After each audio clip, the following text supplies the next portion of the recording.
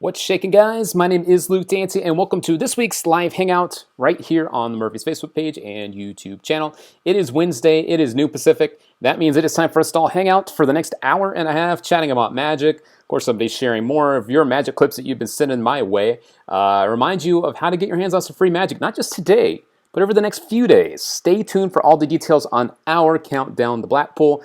And I also have some other fun stuff to share with you too. And of course, I'll be here to answer all of your questions live, whether you're watching right now over a course on the Facebook page, YouTube channel, or over here on Instagram Live. What's shaking, guys? How we doing out there? So we are back again. And my name's Luke Dancy, your host each and every Wednesday. It is so good to be here with you and for you. I may have a guest pop on here in just a little bit. I'm not too sure. We kind of did this last moment. So we'll see what happens there. But either way, we are back, and I am so excited to be here with you. We do these again each and every Wednesday, so if you're new to the show, welcome. It's good to have you with us. As always, I'm going to refresh my page, and so I can get everything going. And yes, for all my Instagram friends, I am live right now on the Murphy's Facebook page and YouTube channel. So if you want to watch the show, you can do that right now. I'll turn this right there. All right, cool. Let me just refresh the Hangout page over here. There we go. All right, cool. What's up, Rod Wayne? How we doing out there? Tim Silva, good to see you out there, sir. JR, the Magic Man. I've actually got a new feature this week. I'm going to also be able to hook you guys up by being part of the show too. Check this out. I've got the this is the official YouTube cam this week, so you guys can actually be seen in real time. There you guys go. All right, so I see some of my friends out there. Again, I see Tim Silva, John, how we doing out there? Andrew Nagy, how we doing? Tyler Moore, good to see you, sir. J.A. Magic over out there from England. All right, cool. And Guide to Street Magic, I see you out there, a.k.a. The Magician. So a lot of my friends are out there watching, and this is cool. And I'm always trying to add more and more new features to the show. So this will be another fun one. So you guys can also join me here live on the show. So pretty cool stuff, right? All right, cool. Let me pop back up on the Facebook page so I can share this on my own feed. What's up, guys, out there on Instagram Live? All right, give me one sec so I can share this. And if you guys want to do that as well, you can join me. I'm sharing this right now on Facebook. If you guys want to hit the share button, you can do that and let all your magician friends know that you're hanging out with us live right now for the next hour and a half. And if you're on YouTube, you can also share the link.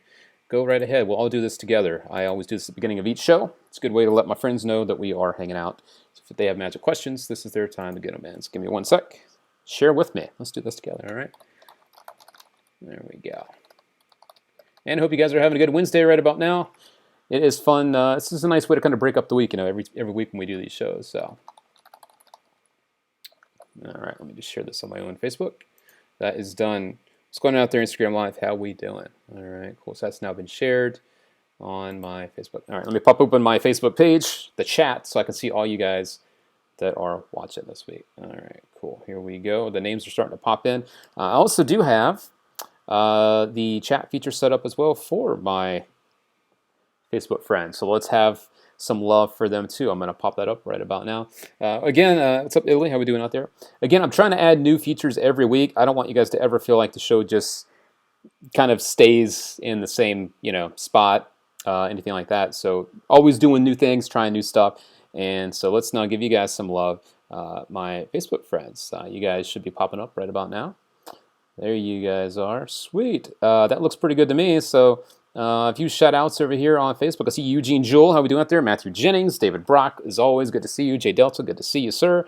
Brandon Lee, how we doing? Charlie, always good to see you. George Campbell from Buffalo, New York. All right, good to see you, sir. Let's see who else is out here. Daniel Ricks, always good to see you, Daniel Ricks. All right, Leo, how we doing out there? I do have your clip, Leo, I believe. Krish, good to see you, sir. Robert, good to see you, sir. I have a clip from you too. So now you guys are actually able to see yourselves on the show too. This is right. This whole interactive thing. It's starting to be a fun thing. So yeah, I'm just going through the comments here to see what's going on with you guys. So there we go. All right. So I think we should kick off this week's show though by announcing the winners from last week's contest. You guys had a chance to pick up a free copy of Conscious Magic. This is from Andrew Gerard and Ron Pink. This is the first volume. There are 2 volumes. And so we're going to give you guys a chance to find out who those winners are right about now. Volume 2 just got released, but this is going to be for Volume 1. And so I'm now going to tell you guys who the winners are. And if you are new to the show, I do this each and every week. I give my YouTube friends a chance to win and my Facebook friends a chance to win too. So we give away 2 copies usually of whatever it is that we are hooking you guys up with, which is a pretty fun thing. All right, so let me find out who those winners are so I can show you right about now. All right, we'll start with Facebook. How about that? So our Facebook friend from last week, all you had to do on Facebook was to leave a message, post a comment, and all the comments were collected, and I chose one person.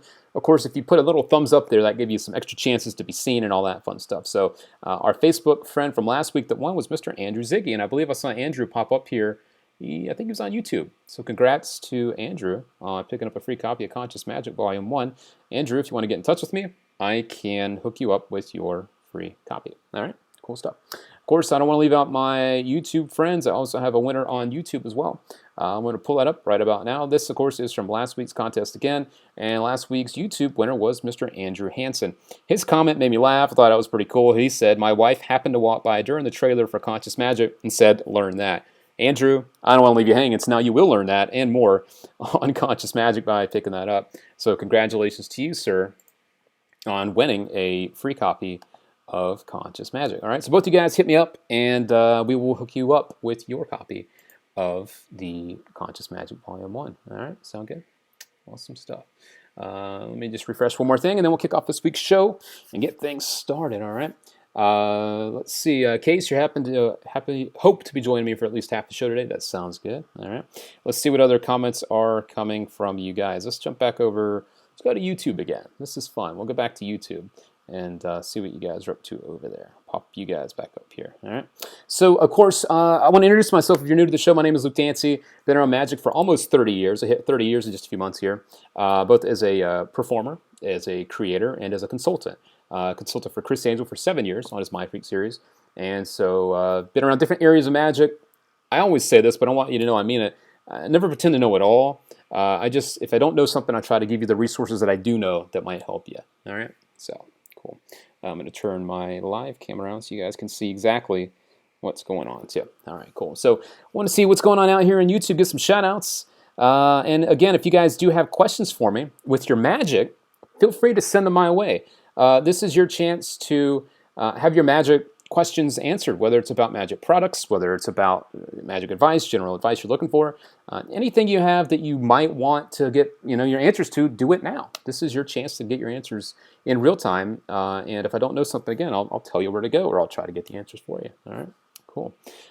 So Shane Bradford, how are we doing out there? Good to see you on YouTube. Rasmus, good to see you. All right. Ben IZ, good to see you. What's shaking out there, Mr. EMT? Eric Blom, how's it going out there? All right. So let me pop back over to, what do you think about Vapor Watch? I think it looks good. I haven't seen it myself, but I do think it looks pretty good. There you go. J Magic is asking, can you give advice on approaching people? I think you just get comfortable over time, and the more that you perform, the more comfortable you're going to get approaching people, performing for people. Approaching people in general with like a street magic type of thing is different from being paid to walk around and do magic. You know what I mean? So I think you need to do stuff as much as you can, and the more you do it, the better you can get at it, just like anything, right? Ricards, I see you out there. How you doing, Mr. Ricards? Good to see you, sir. All right. How do you find instant tea? Instant tea is a product that you can find from your favorite magic dealer. The thing about Murphy's is, I want you guys to know, if you're new to the show, Murphy's is a distributor. We're the wholesalers. So all the magic shops all over the world get their magic from us.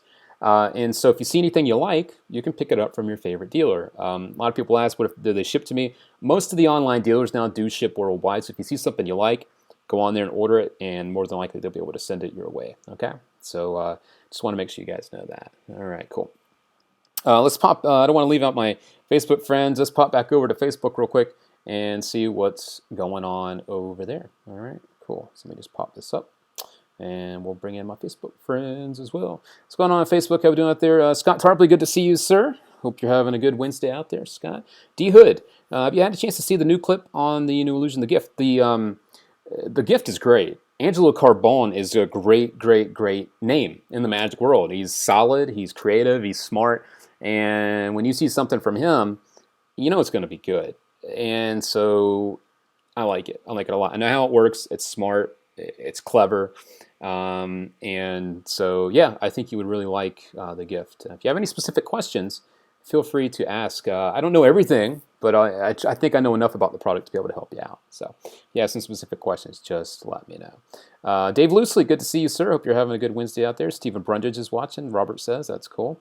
Have you seen play with the Neil Patrick Harris deck? The deck is bonkers hard. I don't even know. I do. I have not handled that deck, Andrew. Unfortunately, I haven't handled the MPH deck, but I do know what you're talking about. So yeah. Luke, any tips on sponge balls? If you've never checked out Goshman, Albert Goshman is basically the guy that invented sponge ball magic. Literally made the original sponge balls. So if you are interested in learning some of that stuff, I definitely think you'd find some stuff from Goshman that would treat you well. All right, cool. So I think, let me pop back over here. I also do have a guest that's going to pop on. I think Mr. Simon Black's hanging out live. You guys know Simon. Simon's incredible, crazy talent. And so I think he's on Skype. So we're going to try to bring him in just a minute and see what's up with Simon. So Simon, if you are on Skype, hit me up. Just give me a little yes or no and send me a little message there. And we'll try to bring you on. All right, cool. So we got some other questions coming in. Andrew Nagy says, "Hey, Stephen Bruns, I met you at the Browsers Magic Bash. That's cool. Yeah, Stephen's a good guy, just an all-around good guy."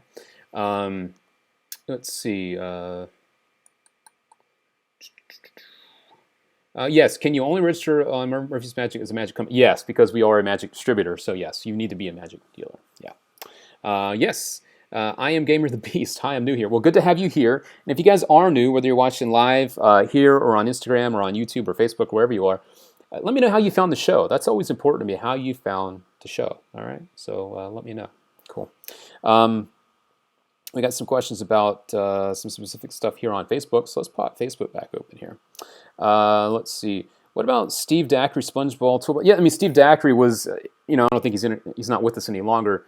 A great name, a great performer, really knew his stuff. You can't go wrong with Steve Dacry's name as well. I think it's a good resource. He did SpongeBob Magic a lot. Michael Lamar, or the World's Greatest Magic series, I think is just a whole thing just on SpongeBob Magic, and I'll try to confirm that for you in just a sec. I'll go to the site and try to pull it up for you. So let me do that right now. I think there is a resource you can find from your favorite dealer that is just all about SpongeBob Magic. So let me pull it up for you, all right? Cool. I'm always trying to help you guys out with the good stuff. Let's see. There are a lot of different resources out there when it comes to the magic that you can purchase. So the ones that I see here, we got the Master Course on SpongeBob from Daryl. Those are good. Daryl's amazing.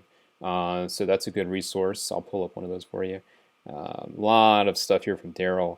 And there it is, the SpongeBob, the World's Greatest Magic series, whether it's a topic about SpongeBalls or card magic or magic with business cards. This project right here is just about magic with SpongeBall. So if you want to pick that up from your favorite dealer, that's a good resource. It's not too expensive either. $15 for the download. I mean, that's a no-brainer. Tons and tons of material from a lot of great people. This was the other resource that I was mentioning to you. This is the Master Course in SpongeBalls from Daryl. And Daryl is crazy good. So if you want to learn from the right people, Daryl is definitely one of those people that has the good stuff. So check that out. All right, cool. Good questions there. He looks from Germany. I see you out there over on YouTube. Let's pop YouTube back open, see if you guys have any questions for me. Let me just pull up the right window. That might help. There you go. All right, cool. So the legendary swivel still. Yes, Simon Black, the legendary swivel still. Greetings and let's see. Why is Chinese tweezers so expensive? It's because the method involved. It does come with some of the props you need. It's because the method involved, the technique can be used for so many different things that I think that really does justify the price, because it's a technique that you can't just pick up on your own. It's something that you would learn, and as you can see from the trailer and from the response to Magicians Worldwide, it's something a lot of people are having a lot of fun with. And I truly believe that if you see something you like, then the price is justified. You know what I mean? So, and who knows how long it took him to come up with that method. So there you go. All right, good question. Let's see here. Aren't SpongeBalls just for kid shows? No, they're not, Ben. That's a pretty common thing that people think, that SpongeBob Magic is just for kids. The truth is, it's not. If you do that same type of stuff for adults, they freak out. When magic happens in their hands, they lose their mind. And SpongeBob Magic, don't forget, you could also do it with something different. You could use balled up napkins. You don't just have to use the red sponge balls. You can use your imagination, use napkins or something else, and you can still do the same sleights and routines, just with something that might make a little more sense to you. All right, good question. All right, all right. Let's hop back over on Facebook, see what's gone on over there. I don't want to leave my Facebook friends out. All right, here we go. Facebook friends are asking. Ace Cunning's on a break now. This show is looking good. Thanks, Ace. Good to have you with us, Ace. Always a pleasure, sir. Kevin McNeese, congratulations on winning the day one. I think it was day one of the Countdown to Blackpool. And don't forget, guys, we are doing the Countdown to Blackpool. So all my YouTube friends, if you're not familiar with this yet, we are giving away magic for the next few days until Blackpool starts. The convention starts, I think, on the 17th. We're giving away magic. Some of the hot new releases that are going to be released and debuted at the convention. You have a chance to win them, and you don't even have to go to the convention. So make sure you keep an eye on the Murphy's Facebook page and the Murphy's and the Murphy's Instagram feed. We're posting those pictures every day, and yesterday's winner has not been announced yet, so you still have a chance to win yesterday's release, which is the Steel, the real-time nail bin.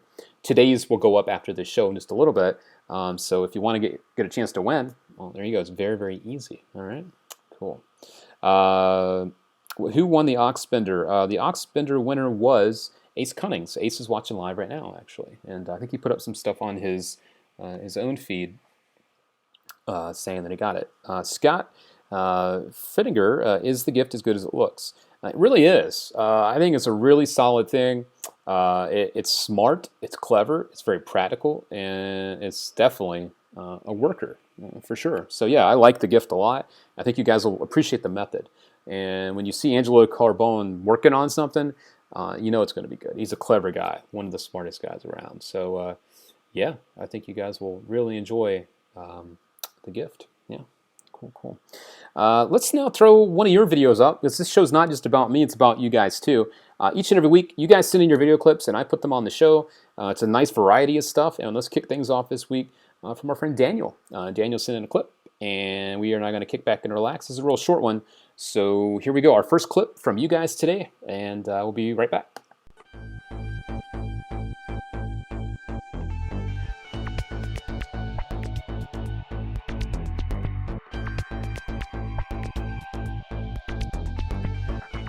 And there you go, some nice visual goodness with some gum. I like that. The whole pack changes. Very visual, just really fun to watch. I like that kind of stuff. So thank you, Daniel Bryan, for sending that my way to look at. All right, good stuff, man. Appreciate it. Cool, cool. We have another clip coming in. This one comes from our buddy Edmund.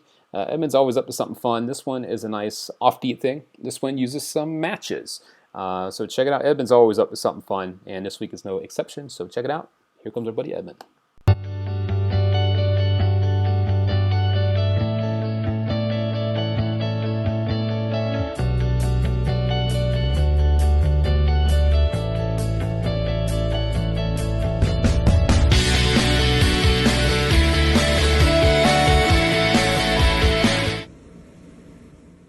And there we go. Some good stuff from our buddy, Mr. Edmund. Thank you, sir, for sending that my way. It's always fun to see what he is working on over there. He's always got something different. That's what I like. Sometimes it's magic with Q-tips, and it's magic with, like, what did he use last week? Paper. He did some origami stuff, and now it's magic with Matchbook. It's very good. I appreciate it, Edmund, for sending that over for us to look at. All right, cool. Also, want to remind you guys about the Countdown to Blackpool. Not only is it today, because some people are asking, it's every day until the convention starts. I believe it's 10 days that we're doing. So keep an eye for the next 10 days, at least, for the new releases that you have a chance to win. That's very important that you guys know that. So, yeah. All right. Cool, cool. Another clip's coming up. This one comes from our buddy Ito, and then we're going to check out the trailer for The Gift. If you guys haven't seen it yet, I'm getting a lot of questions about it. I want to make sure I get to all of them, but I also want you guys to see it if you haven't yet. But first, let's check out our buddy Ito. This is a quick bit with a coin, and we'll be right back.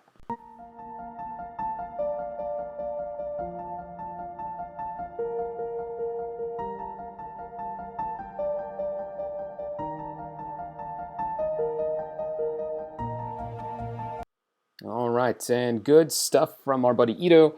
Always fun to see what you guys are doing with coin magic. It's so smooth. Really good stuff. And I appreciate you sending that over, Ito, for us to look at. All right. It's also important you guys know how to send the magic our way. If you want to have your clips on the show, it's very easy.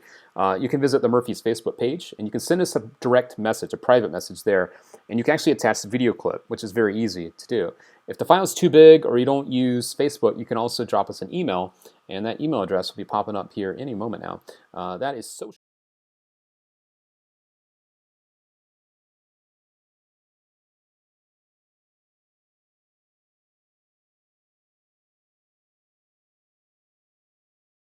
You'll see your clip on next week's show because we do these shows each and every Wednesday, noon Pacific time. All right, so let's check out the trailer now for The Gift. If you guys haven't seen it yet, at least now you'll know what it's all about. And I think I got Simon Black coming on as well. So hang tight, and we'll be back in just a minute.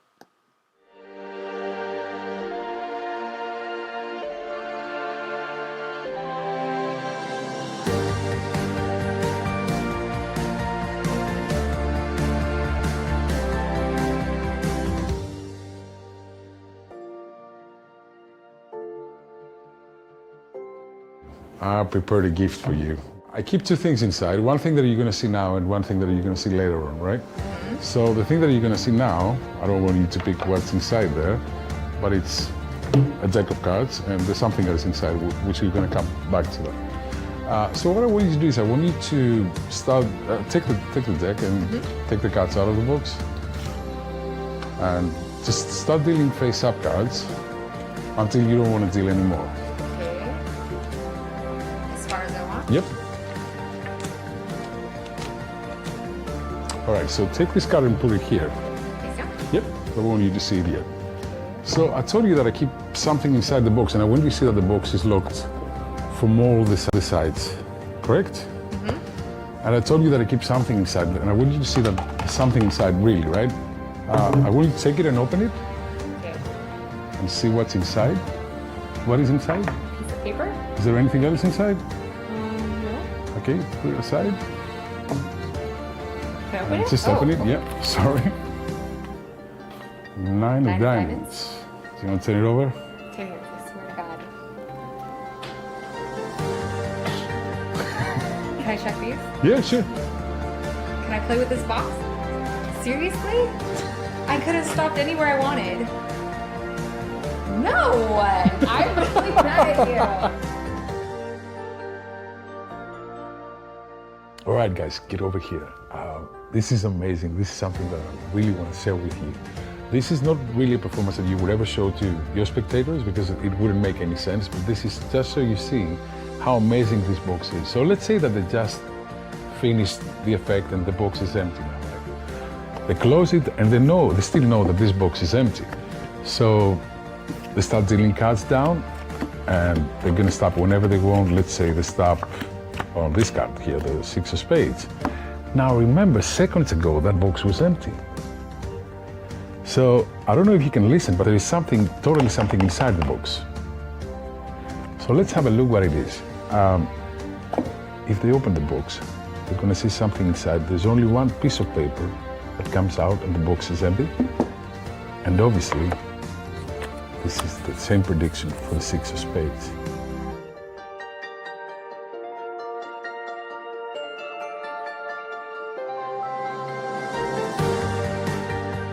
Pull out the piece of paper and unfold it.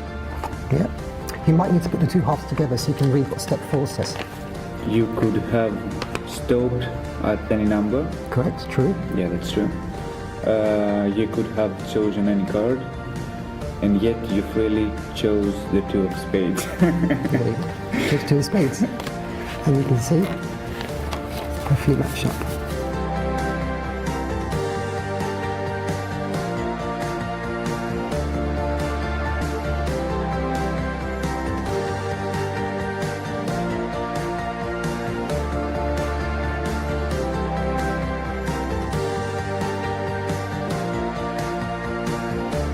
I just don't understand. I don't know. It was magic. That's what it was.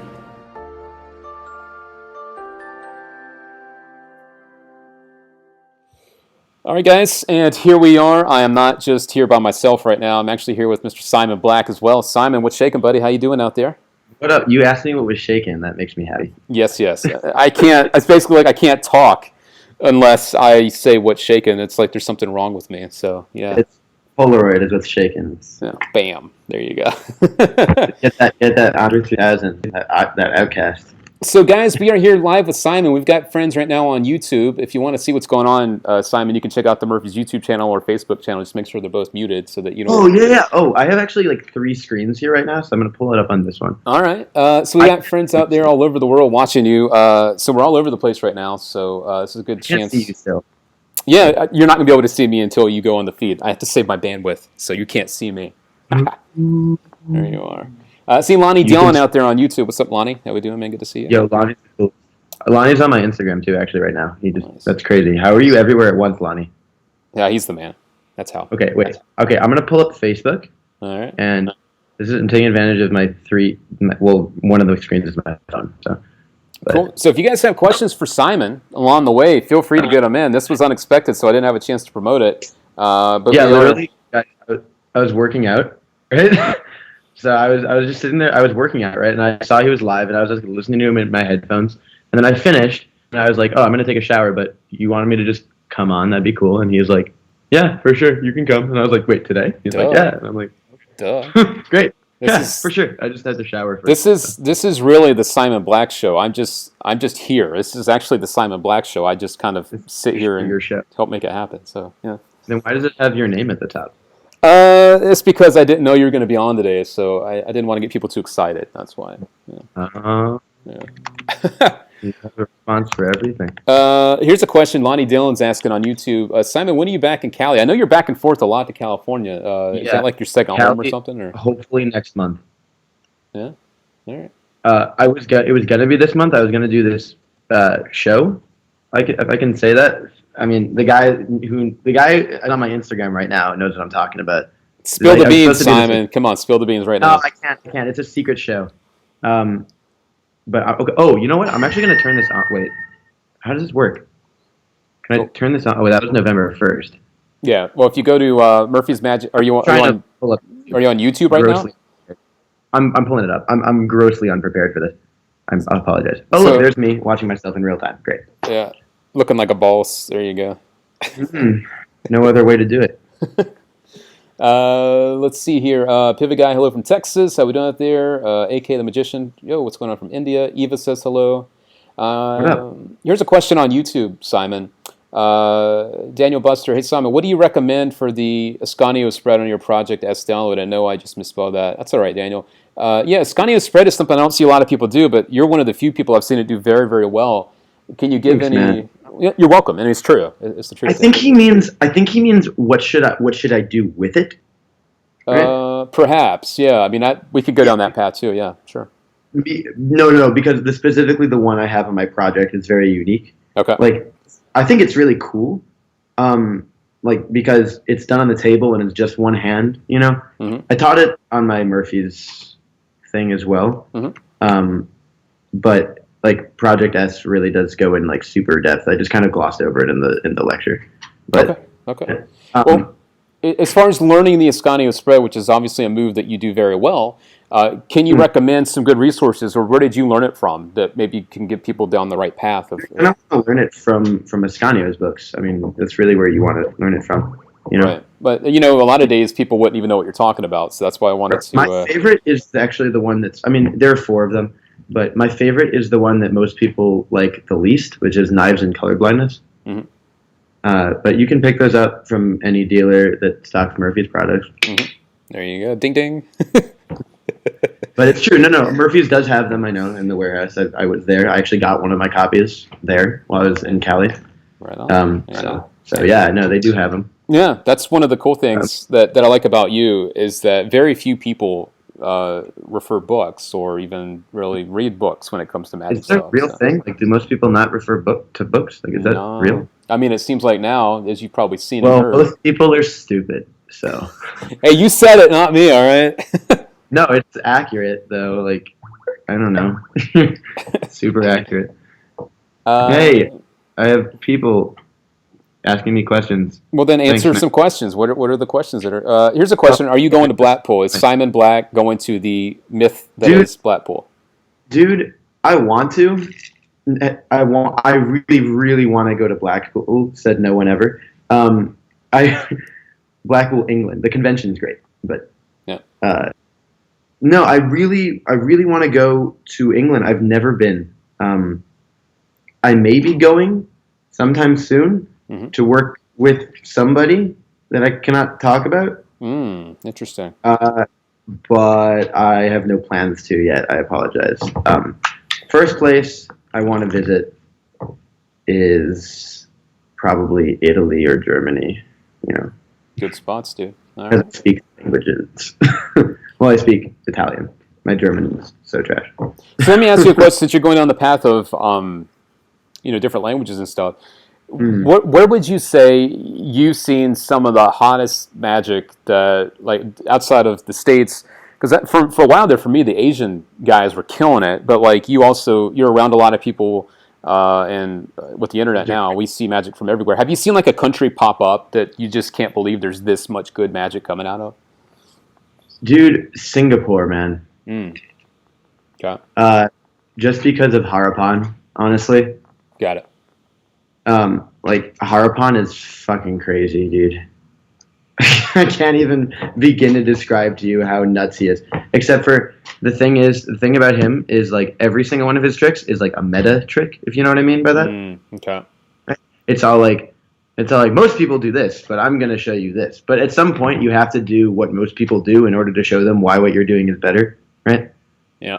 Oh yeah. You know what I don't know. But no, I guess but that's just Harapan. As far as a country is concerned, Spain, I mean, obviously has like the craziest people of all time. Oh yeah. Yeah. Absolutely. I mean, but I don't think that that's news to anybody. You know, like Spanish. People are like, "Oh, do you like Spanish?" People ask me this all the time. They're like, "Oh, do you like Spanish magic?" Because they watched like my lecture or whatever, and that's really the only place that I showed some of my magic that I actually do. You know, because like Project S is so much fun. Like it's so much fun. Like all the stuff I've read, like Swivel, Siler, the Paradigm Shift, which I use every day. That I do use every day. But all this stuff, like, and the Classic Force from Project S is pretty great. But they're moves, you know what I mean? They're not tricks. They're moves. And like that's pretty much all I taught in my Murphy's lecture as well, was just moves, you know? So people are like, "Oh, what kind of magic do you like? Do you like Spanish magic?" And what they're meaning by that is I'm just like, "Oh, so you're saying, do you like good magic?" Yeah, I like good magic. Yep. Spanish They're magic good. is just better. Their pacing is really like, it's quick. It's like it just keeps flowing. I like it. I think that magic works better in Romance languages too, honestly. Never thought of it that way. Because it's true because of the ambiguities that you can use as far as like possessives are concerned.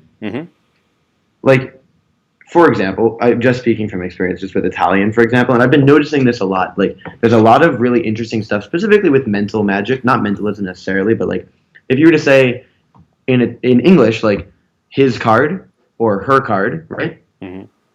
Those are two different things. But la sua carta is the same for his and her card. It's the same in a Romance in Italian, for example. Right? Interesting. Okay. Just because the gender does not have to do with the person, but the noun, right?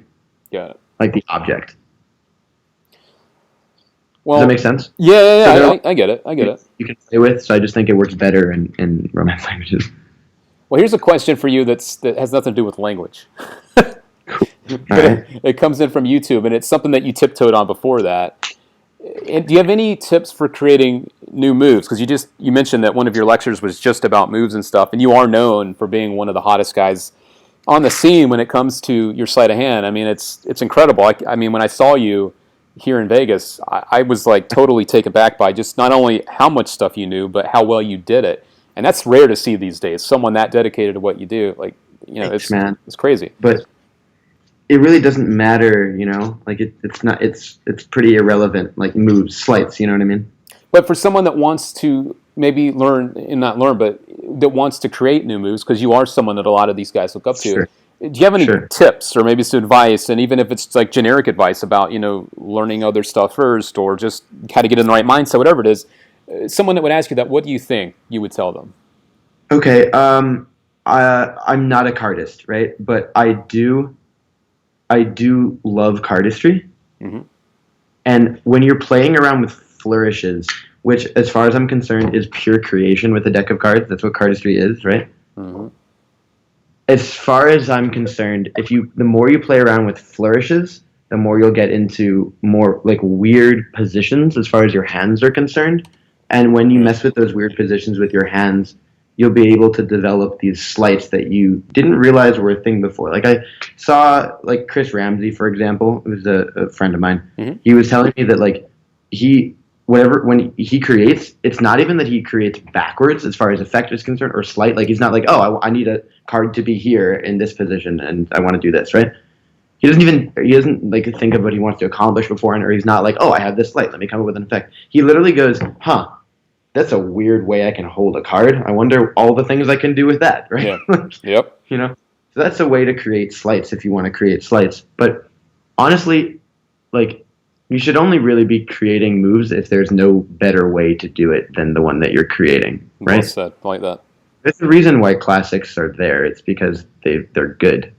Yep. You know, like, I was just at Magi Fest, right? And I sat down with David Williamson, who is, in my opinion, top 5 magicians for sure, and I'm sure is yours as well, right? Mm-hmm. Top 5 magicians, 100%. And we sat down, we chatted for a while. He's coming to Chicago. We're going to chill. It's really cool. He's one of my idols, you know. And he taught me the top change. You know, But the thing is, there's a huge difference when you see someone like David do it.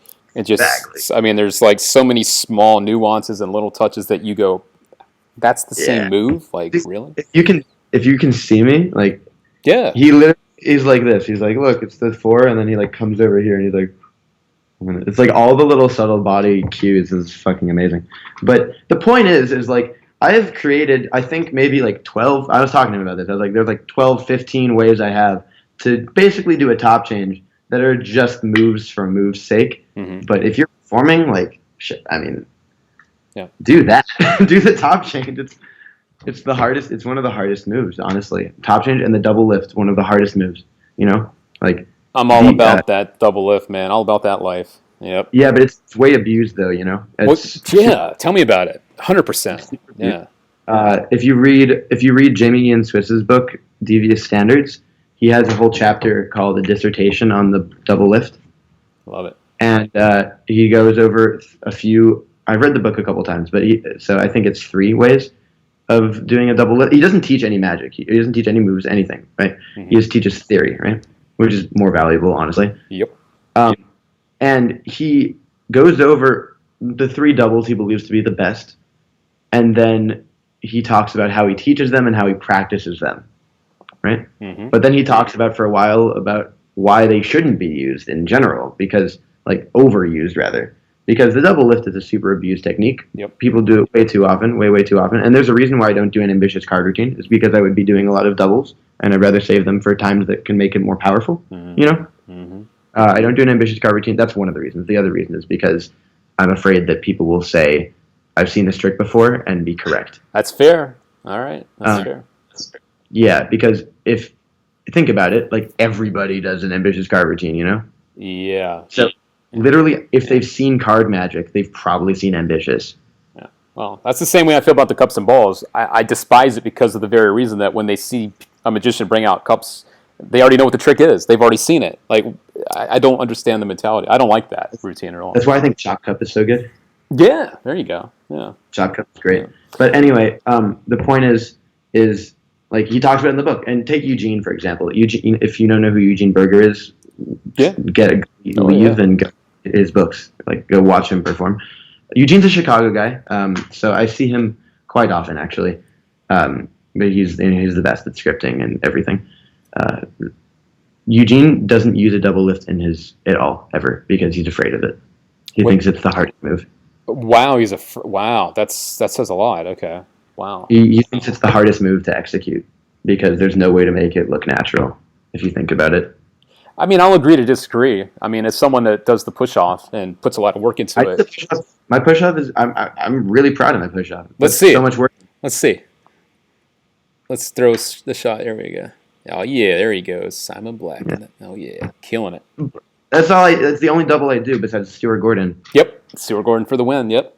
Yeah, but as far as I'm concerned, that's not how. If I wanted to turn over the top card of the deck, I would do it like I would do this. I would do this, and like I would hit it and do that. Which there you can for sure do a double like that. I mean, see, it's like, you'd have to combine it with the Stuart Gordon. You can make it look very similar, right? Yeah. That look. I mean, the double looked like the single, but it's not a single. And there's something weird like how you tense up. It's like something internally. You know what I mean? Yep. That you have to take care of, where you have to like get over yourself mentally. You know? Yeah. No, it's like you feel like you're doing something wrong, or like everyone knows what you're doing, or yeah, I get it. I totally get it. But I've never seen anybody, and I mean 0 people, including Tamariz, like dare I say, right?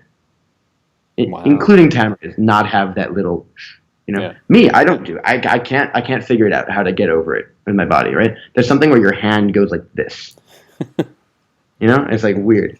But regardless, I'm not going to stop using it because it's fucking power. You know what I mean? Like the double lift is power. Yeah. Wow, I have so many things. I want to give a quick shout out to someone that's watching over on Facebook. A friend of mine I grew up with in the Charlotte area, Scott Robinson, who I don't know if you've seen work, phenomenal. He says hello. Who is it? Scott is incredible. I think he went to Scott, wait, who is this? Scott Robinson? Yeah. Dude, Scott, man. Exactly. Mad. Yep. Scott, bring me to Tricks, dude. Bring me to Tri-Seas. Yeah. Good stuff. I'll never go ever unless you take me there. I don't know what Charlotte's not that far to Chicago. Come on, man. Make the drive. Come on. Like an hour and a half flight. Yeah, it's not bad either. Yeah, come on. Wait, think about what you just said. You were just like, Charlotte's not that far of a drive from Chicago. As if anybody from Chicago has a car. Well, okay, that's fair. All right. Dude, I've driven across the country to go to conventions when I was a kid. I went from Charlotte to Houston. I mean, yeah, I'm from Charlotte originally, yeah. Oh, damn. So you're tight with Scott? Yeah, I grew up around that dude, yeah. I wouldn't say I grew up around it, but I had enough of him to consider him a really close friend. He started up a thing called Slight Club when I was in my 20s, I think. And I went for a while, and Scott was a huge influence on me growing up. So, yeah, for sure. What's rule number 1 of Slight Club, man? Come on. I know. I get it. Yeah. But no, dude, Scott's magic is the best. It's good. A lot Have of you people guys don't know seen about it. Willy Wonka card trick? Sick. Dude, like your minds will be like annihilated, man. Yeah. Oh my god, it's so good. Yo, somebody asked me, will I release the force of the 9 of hearts that you did on Ad's table? That is not a force. Not a force. Here's a good question from Lonnie Dillon on YouTube. Luke, ask Simon about his book reading habits. Do you have a certain way that you process books, or that you go when it comes to reading new stuff? How do you go about that? I pick and choose what I read very carefully. Okay. And here's why. Because I was reading a lot for a while, and then I stopped for a while, and then I started again. And right now I'm at a really, really comfortable reading pace. Right? Because it's very easy to get overwhelmed because there's so much magic out there, so many magic books, and very few of them are good. Just because it's a book doesn't mean it's good, Mm-hmm. But it is better, Yep. But here's the thing: is it's very easy while you're reading to like when they're talking about theory, when there's an essay, to go like, yeah, I totally agree with this. I'm all. Yeah, like this is great. Yes, this is awesome because like the writer is like has had this proofread, and has like made this basically persuasive essay, And they've taken the time and just written this down, made this persuasive essay, and you're just like, yeah, I agree with you. And then you read it, and then you start doing it, and then you realize, oh shit, that person had absolutely no idea what the fuck he was talking about. Like absolutely no clue whatsoever, right? And then you watch them perform, and you're like, wait. Now I see why. Is because either option A, it suits that person's character, but it doesn't suit you, right? Mm-hmm. Or option B, that person doesn't even use their own advice. Yeah, I hate that. All the time. Yeah. All the time, right? And then you're like, well, and then you have to take a think, and you're like, wait, why the fuck does that person? Sorry for swearing so much, guys. I do that. Why the hell does this person not use their own advice? Again, option A, it's not good advice, or option B. Like, they just wanted to release a fucking book, Mm-hmm. They wanted to write an essay and was like, I want to sound intellectual and smart, so this is what I'm going to do. Well, you know, people love to hear themselves talk, so I guess that's another way to do it, right? I am involved in that category. For No, sure. not Simon Black. Never, never, True. never. True. No, but in actuality, I mean, you have to pick and choose what you read very carefully, because it's very easy to get sucked in and like just fall into just agreeing nonstop with whomever is the writer, and then it's just not advice. So it's not good advice. So after someone, you need like a circle of friends. It's very necessary just for being a human, But also for a magician, right? You need to have that circle of friends that you can just bounce ideas off of and will accept you no matter what and will be willing to tell you what you're doing is shit but love you anyway. Right? Yep. You got to be honest, man. There's nothing worse, I think, than as a magician being friends with someone that's just, they're your buddies, so they don't want to be mean. So they just tell you everything looks good, and then you like do bad magic. Like that's terrible. I don't think there's anything worse than that, to be honest with you. Right. And then you have to do the same for them, and you'll both succeed and like excel as humans and magicians. But like these people like that are in your close session group should be your friends before anything. Yep. You know what I mean? They should be your friends and then be magic friends. Yeah. Like my session group right now, like the people, and what I'm saying is with this is like they'll tell you like what good books that they've read recently, and then you will in return tell them what books you've read, and then you'll all get the best material, Mm-hmm. and you'll all get the best. For me, it's right now. If you guys are curious, it's Franco. If you guys know who Franco Pascali is, he's the man. If any of you have seen like his videos on Fontaine cards or whatever, like you see him as a cardist, Mm-hmm. But if you guys knew how good this dude was at magic, you would like question why he does cardistry at all. Wow. Okay. Franco's the man, and he's only 19. Wow. And then Fatty Dabs, he's the fucking man. Bounce ideas with that guy every day. Edward Hammond, yeah, all these guys. Anyway. I wanted to ask this question because, I mean, you're sitting there, jamming right now. Someone wants to know, how do you break in a new deck? Do you have like a certain thing that you do to break in a deck? Yeah, actually. If you guys know what I'm going to say something code, okay? Mm-hmm. So I open up a deck that's been printed by USPCC, overhand shuffle block, overhand shuffle, 4 pharaohs, overhand shuffle, partial pharaoh. That's how you break in a deck. I feel you. All right. You get me? Do you get me? I'm with you. We're talking the same language. Okay. Yeah. So, yeah, exactly. Is it Spanish? Sí. Entiendo español también.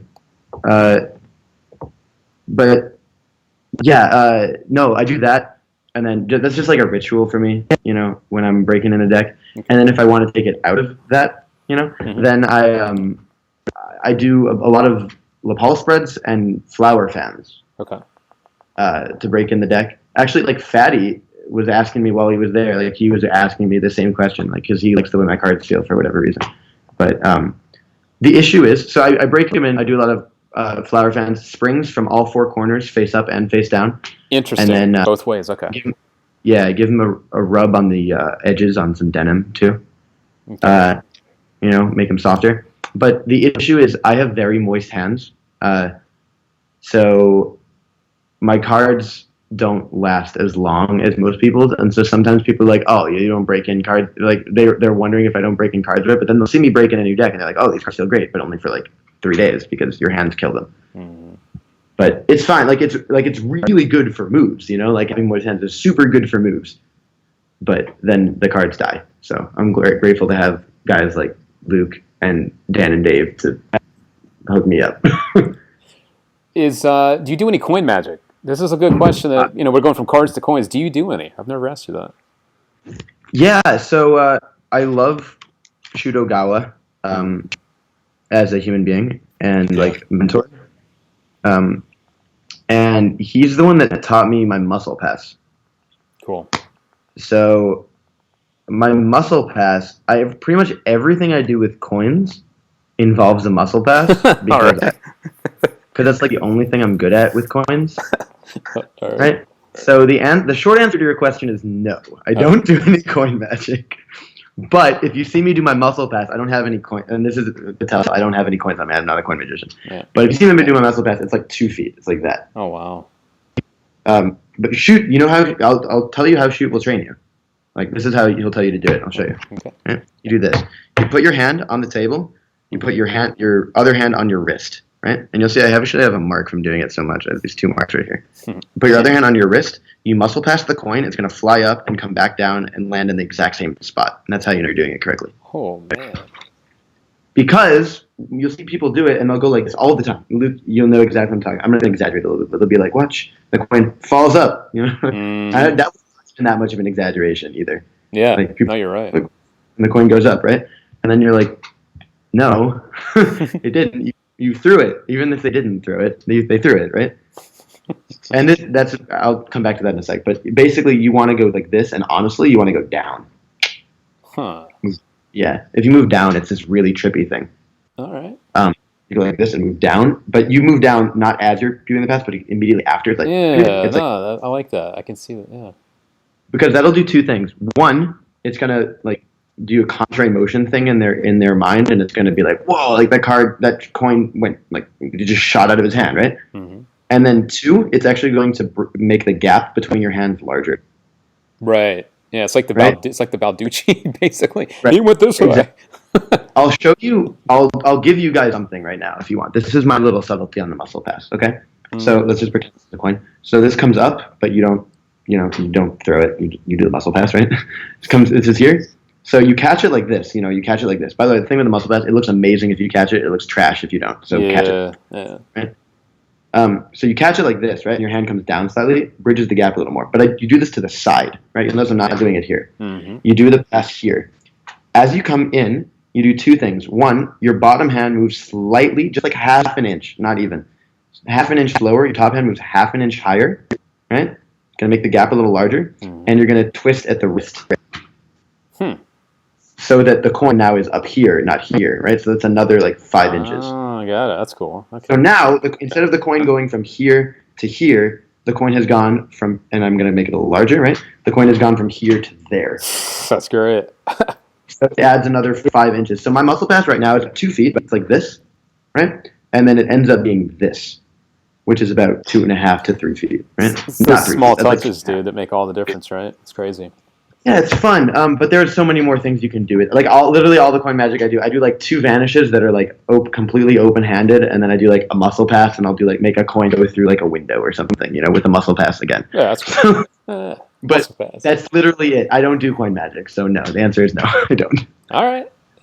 Although I would do the copper silver.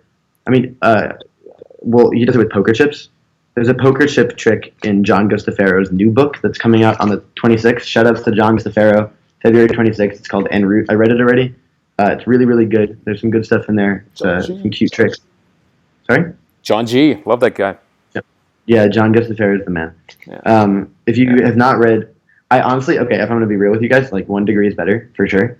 It's a better book. Okay. But this new one definitely has some merit, and there's some good. The best part of it is the essays. But there's this trick in there. There are like 3 tricks that I think are complete fire. Like they're great. And one of them is he basically does Dr. Daly's last trick, which I know you love. Mm-hmm. He does Dr. Daly's last trick, but he precedes it with a poker chip transpo, which I think is great. Yeah. That's cool. He has a red and a black poker chip, which like switch, right? That's cool. I like that. And then but they switch in their hand, so he puts one in each hand, and then he covers it with the hand, and then they open and they switch places, right? And he goes, "Oh, maybe you think I did something, right? So here, we'll cover it with the aces, then they'll switch again, and then they don't switch, but the aces have changed places." That's great. It's great, right? It's so good. Love it. Isn't that great? You know you're going to do it now, too, right? I'm totally going to do it, especially living in Vegas with poker chips around. I mean, come on. Yeah. I won't tell you guys the method or anything. Oh, come on. Reveal someone else's trick. Come on. Telling you the effect is like already so much. I know. I probably shouldn't even have done that. Yes, you should. But honestly, dude, like pick up his book En route when it comes out on the 26th. It's coming out for Blackpool. So. Oh, nice! Yeah. It is coming out for Blackpool. All right, cool. Yeah, it's good. But just that idea, but that's what I was thinking. I mean, you could do that if you wanted with copper silver, but it doesn't make as much sense because you really want it rather red and black. Yeah. No. Totally. You know what? Do you mind hanging out for a minute? I'm going to show a clip from one of our viewers. This is I'm looking through the clips I have, and I think this one, you may have some good thoughts on, just the card handling here. Do you have a few minutes to hang out? This is a I'd love to. Yeah, of course. I'm here as long as you want me to be here. So this clip's about 45 seconds long. So are you still watching the feed on YouTube? Yeah, I'm on YouTube, but there seems to be a delay. There's a small delay. Yeah, it's even worse on Facebook. So if you want to keep it on YouTube, you'll be able to watch this clip as well. For sure. So we'll run this, and then we'll get Simon's thoughts. And if you guys have any other questions, whether it's for Simon or just magic stuff in general, feel free to ask them now in the chat area, and we can do our best to answer them. Simon's going to hang out with us a little bit longer, so if you have questions, get them in now. And this is our buddy Marius, or Marias, and we'll come back in just a minute. So hang tight, guys. We'll be right back.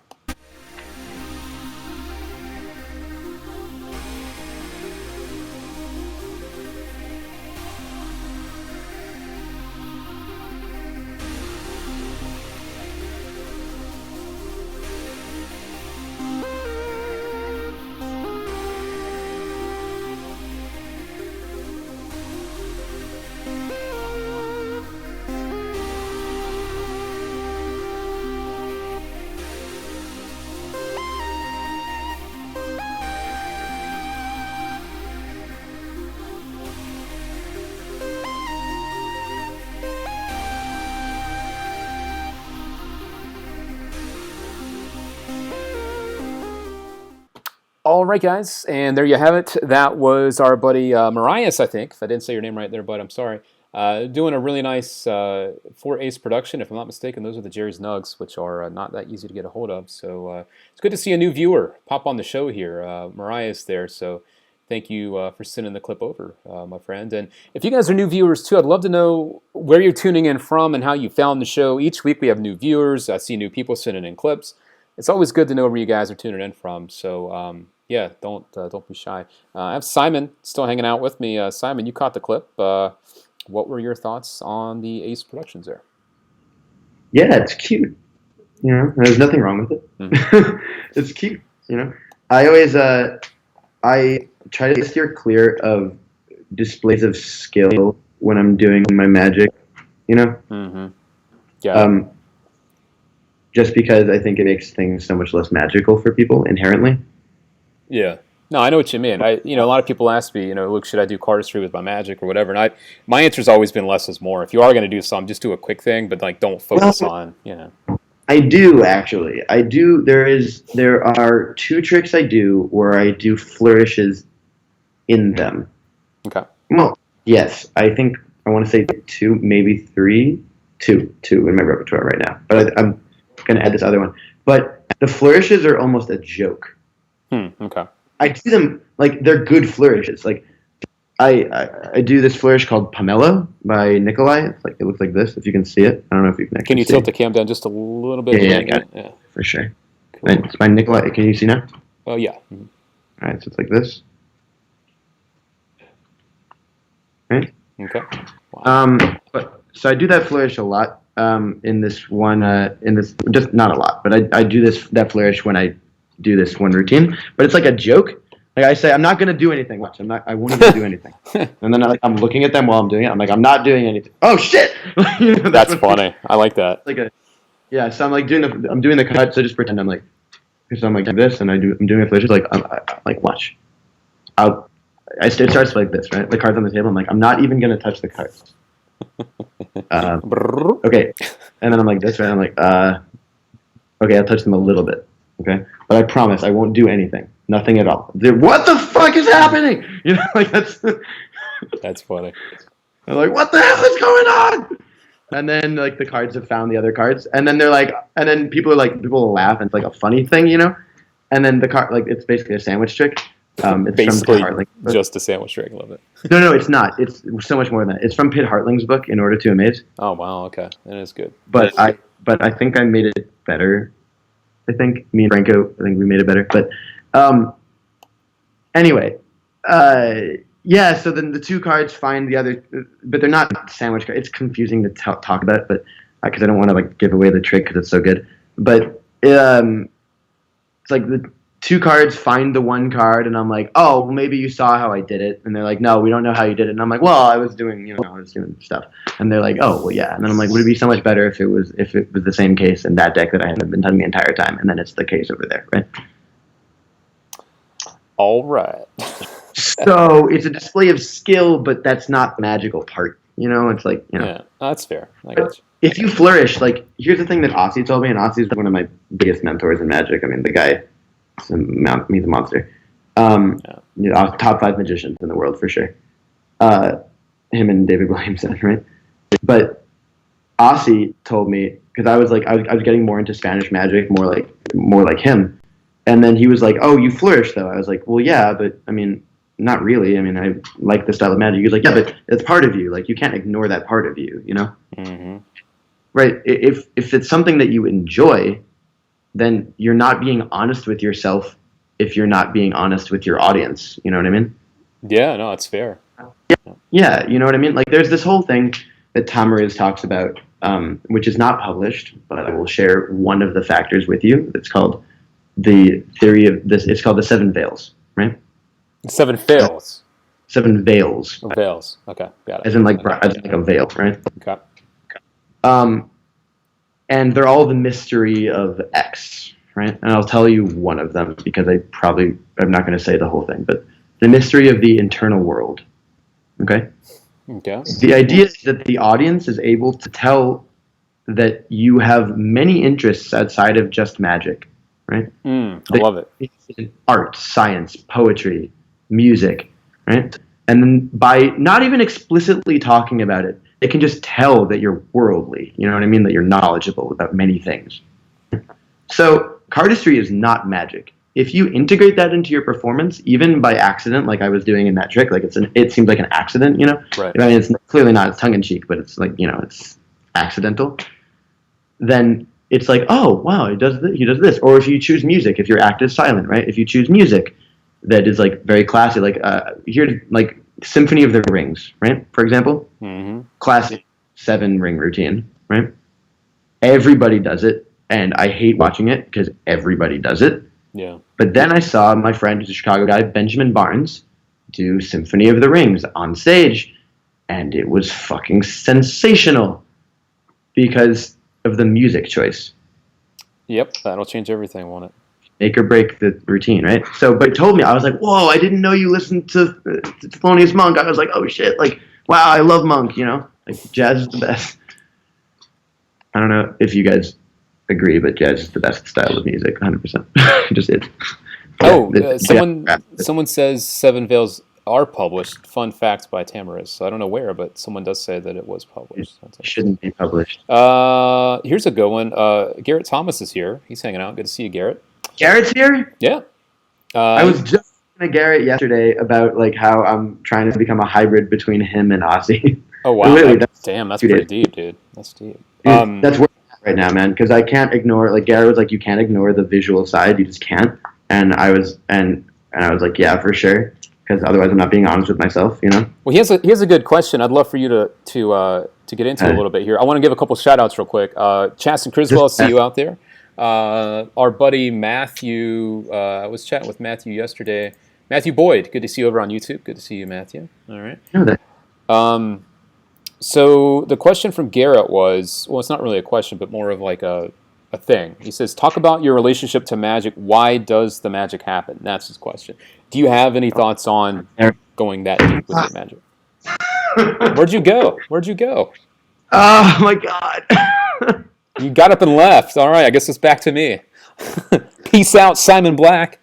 Garrett breaks my brain, man. I love it. I love it when he does that because he's like a true artist in every sense of the word. Just like Aussie. Oh, he is, though. He blew my mind. I was on the phone with him yesterday for maybe like 25 minutes. That's it. Only 25 minutes. It probably felt like an hour, didn't it? As deep as it was. Yeah. Have you seen his wallet thing? I'm not going to give it away because that's not right for me to say.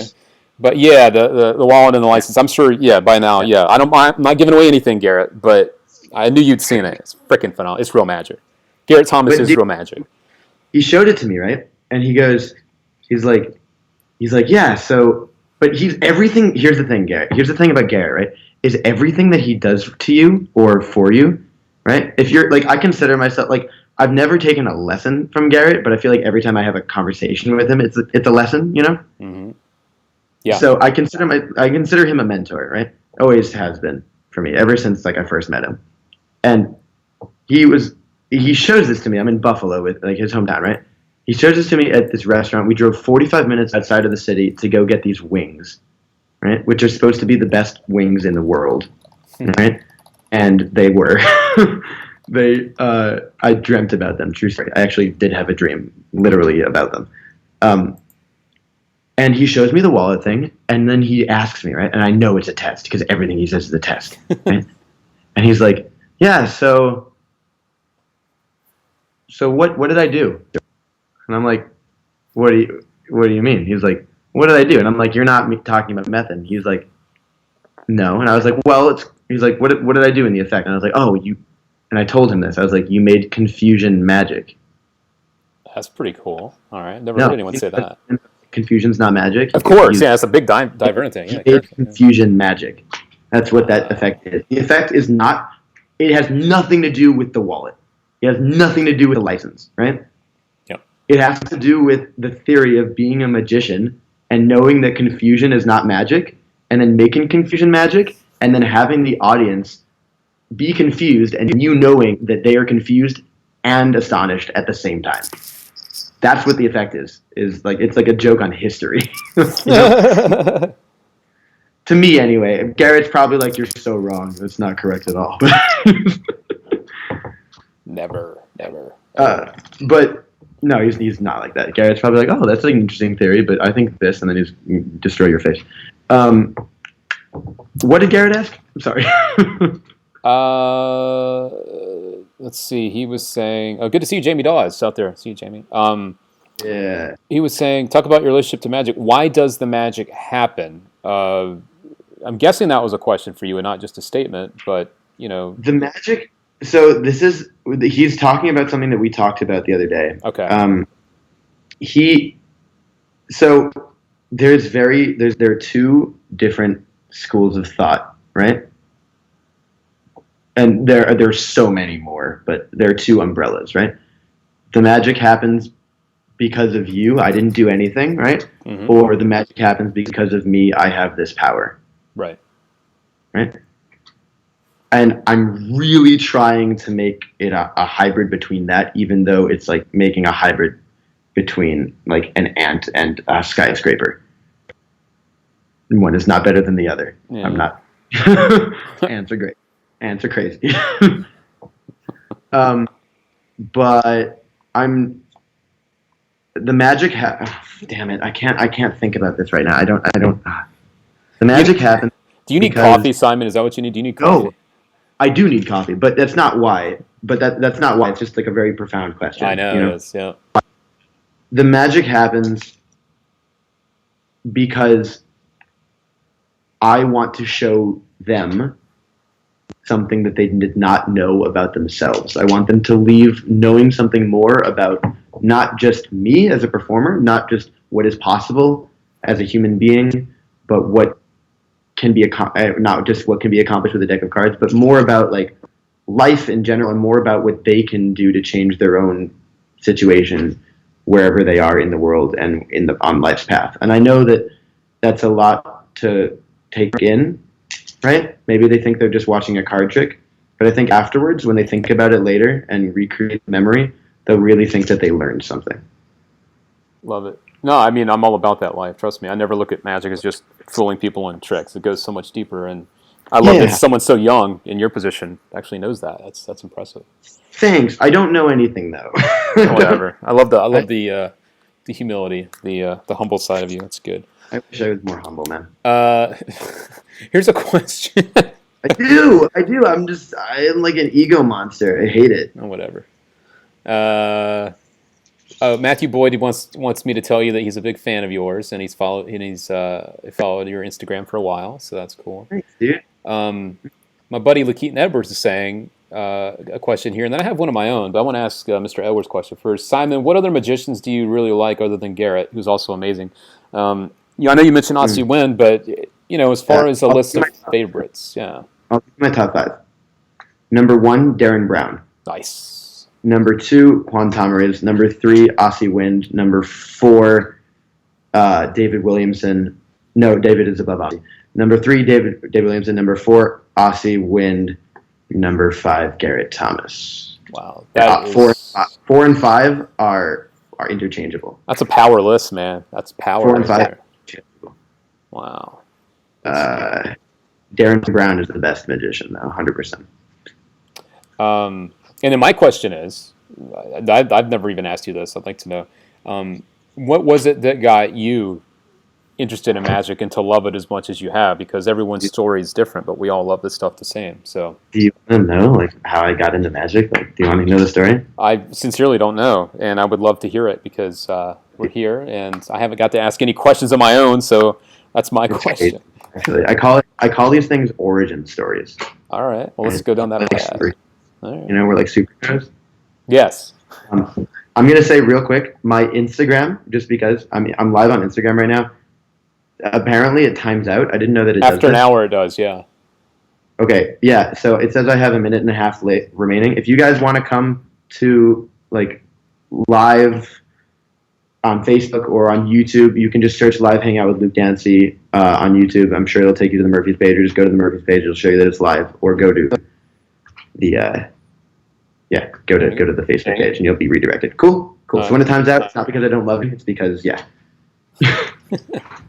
Anyway, it's because Instagram is being bitch. So, okay, how did I get into magic? If you want to find out, come. As you cut it off. Yeah. Real quick, I'm going to answer some of the questions that people were asking me on my Instagram, and then I'll tell you. Sure. Have I ever been to the Willis Tower? It's the Sears Tower. Don't say that. I love you guys too. Lots of questions. I don't mean to think if it ain't got that swing. Accurate. I can. Oh, somebody says that I can Simon his black anytime I want. Oh, that's Joel. What up, Joel? Joel's the best. Remember the Buffalo Wings story? He was there. Got it. Anyway, I'm actually gonna just finish it just because I don't like this is stressful. The timer is stressing me out. All right, love you guys. Bye. The struggle is real, Simon Black. The struggle is real. That's accurate. Anyway, so how did I get into magic? Yeah. So when I was little, I got a magic kit. No, I'm kidding. That's not true. That's not true. When I was 6 years old, my grandparents bought me a magic book. Okay. It was Magic by Nick Einhorn. Nice. Okay. Yeah, which is an intermediate book, right? So the first trick I ever learned when I was 6 years old was a Browder reversal. That's hilarious. I love it. Yeah, that's the first trick I learned. People are like, oh, I learned how to do like a key card, or I learned like cups and ball, like a little class. No, I learned a fucking sleight that people use now. Yeah, which is cool. I'd have someone take a card, and then I was like, oh, I know how to hold a break. Like I could do that, you know. I with bridge size, like little cards, but still. I would hold a break, and then I would do a Browder reversal and be like, watch, if I just wave my hands, look, the card turns face up in the deck, you know? And then people were actually like, my parents were like, wait, what? Like, seriously? How'd you do that? And they were like, wait, like, they weren't like, oh, that's cute, like, polite applause. They're like, wait, what? You know? Love it. I was 6, right? And then, but that's like the only thing I learned from the book because that was the only thing I could follow along with pictures because like I could only understand so much of the printed word, you know? Got it. So I put it down, and actually that copy of the book, I thought it was part of the book, but it was misprinted. Like the pages were upside down, so you had to read it from back to front. Really? Yeah. Wait, were they Yeah. all like that, or just your copy? No, because I found one like maybe 4 years ago in a Barnes and Noble, and I was like, oh wow, this is the first magic book I ever got. And then I looked through it, and I was like, oh wait, it's actually read the right way. That's fine. I like opened it the wrong way, and I was like expecting to read it that way, but nope. Oops. It was just my copy. Yeah, which is cool. But again, and it started the path, like the tradition of me like reading, you know. Yeah. Because I never got a magic set. That was never something I had. I had like a stripper deck when I was little, but like it was printed on B cards, you know. But and a Sven deck, which is like amazing. Like Svengali decks are amazing. Like Tamariz will use a Svengali deck and fuck you up. I believe it. Yeah, but anyway, so I got out of magic. I was 6 years old. I was like performing for my first second grade class, you know, and I got out of magic because I couldn't. It wasn't like I was in it in the first place, you know. I knew like one trick, and then I could like find someone's card with a stripper deck, and then I could make all the cards turn into the same card, you know. So But I didn't learn. I didn't know how to switch decks though. I had a deck switch. I was switching decks like from that stripper deck into the Svengali deck. you know. But anyway, I got out of it, and then I joined the circus when I was in grade school. I was in the circus for 7 years, and I was a juggler. I had no idea. Yeah, I did all sorts of skills, like every skill. I didn't do any of the acrobatics, but I do. I did all the juggling. My main thing was Diablo. Oh, yeah? You know what that is? Yeah, Chinese yo-yo. Yeah. I was really, really good at it too. I don't own one anymore. I would like to though, now that I'm thinking about it, because I haven't done it in years. But I was really, really good at it, and I wish I hope it comes back, like riding a bike. Like it's so much fun. But like there's some people, if you watch people do like Diablo, like they'll use like 3 or 4, and they're like nuts. They're incredible. I can only do 2, but I mean I was also like 12, so. Yeah. But anyway, so I was juggling. I would ride unicycle. I was in the circus. I was doing clowning. We were doing shows. It was really cool. And then one day, I was again inner city Chicago. I was going to a baseball game that my school was playing at. We were playing at Cubs Park one day, and then we were playing at Sox Park the next day. And I didn't know we were playing at Sox Park. I was going to Wrigley Field, the Cubs field, right? I was going to the Cubs Park, but I didn't know we weren't even there. So this whole thing wouldn't have happened if I had actually listened, which probably pay attention more often now. Listen more. But anyway, I was on my way, and I got off the bus, and the bus driver waved me in front of him to cross the street. And I walked in front of the bus, and then as I was crossing the street, I looked down and to my left, and there was a car directly to my left, right? Like right here. Mm-hmm. And time stopped. And that car was going 30 miles an hour. Time stopped, and then all of a sudden, boom, it smacked me in the leg, right? I went over the car, bounced down the road. I had a really big Jufro back then, so if I didn't, I probably would be dead right now. Wow. I have scars all over my scalp. I have like a very small bald spot on the back of my head, too. Because the hair just doesn't grow back there because I got like a huge fracture there. Wow. Yeah, I bounced down the road on my head, right? Lost vision for a few minutes. Dude. Yeah, and then I came to laying on the curb on the other side of the street, right? Blood everywhere. And then I looked down, and my leg is bent under me, not at my knee, but in the... Right? Oh, God. So... I shattered my femur, which is, if you don't know, it's this bone. It's the biggest bone in your body. Oh, God. Yeah, it's craziness, right? And it's this far, the fracture was this far away from my growth plate. I was 14 when this happened. Okay. If it had been any closer, I would have, my leg would be like 14-year-old size, and my other leg would be what it is right now. Dude, okay, wow. So I'm super lucky, right? Wow. I could have died in so many ways. But in any case, I was rushed to the hospital, right? And I was bedridden for a few months. That's terrible. Right?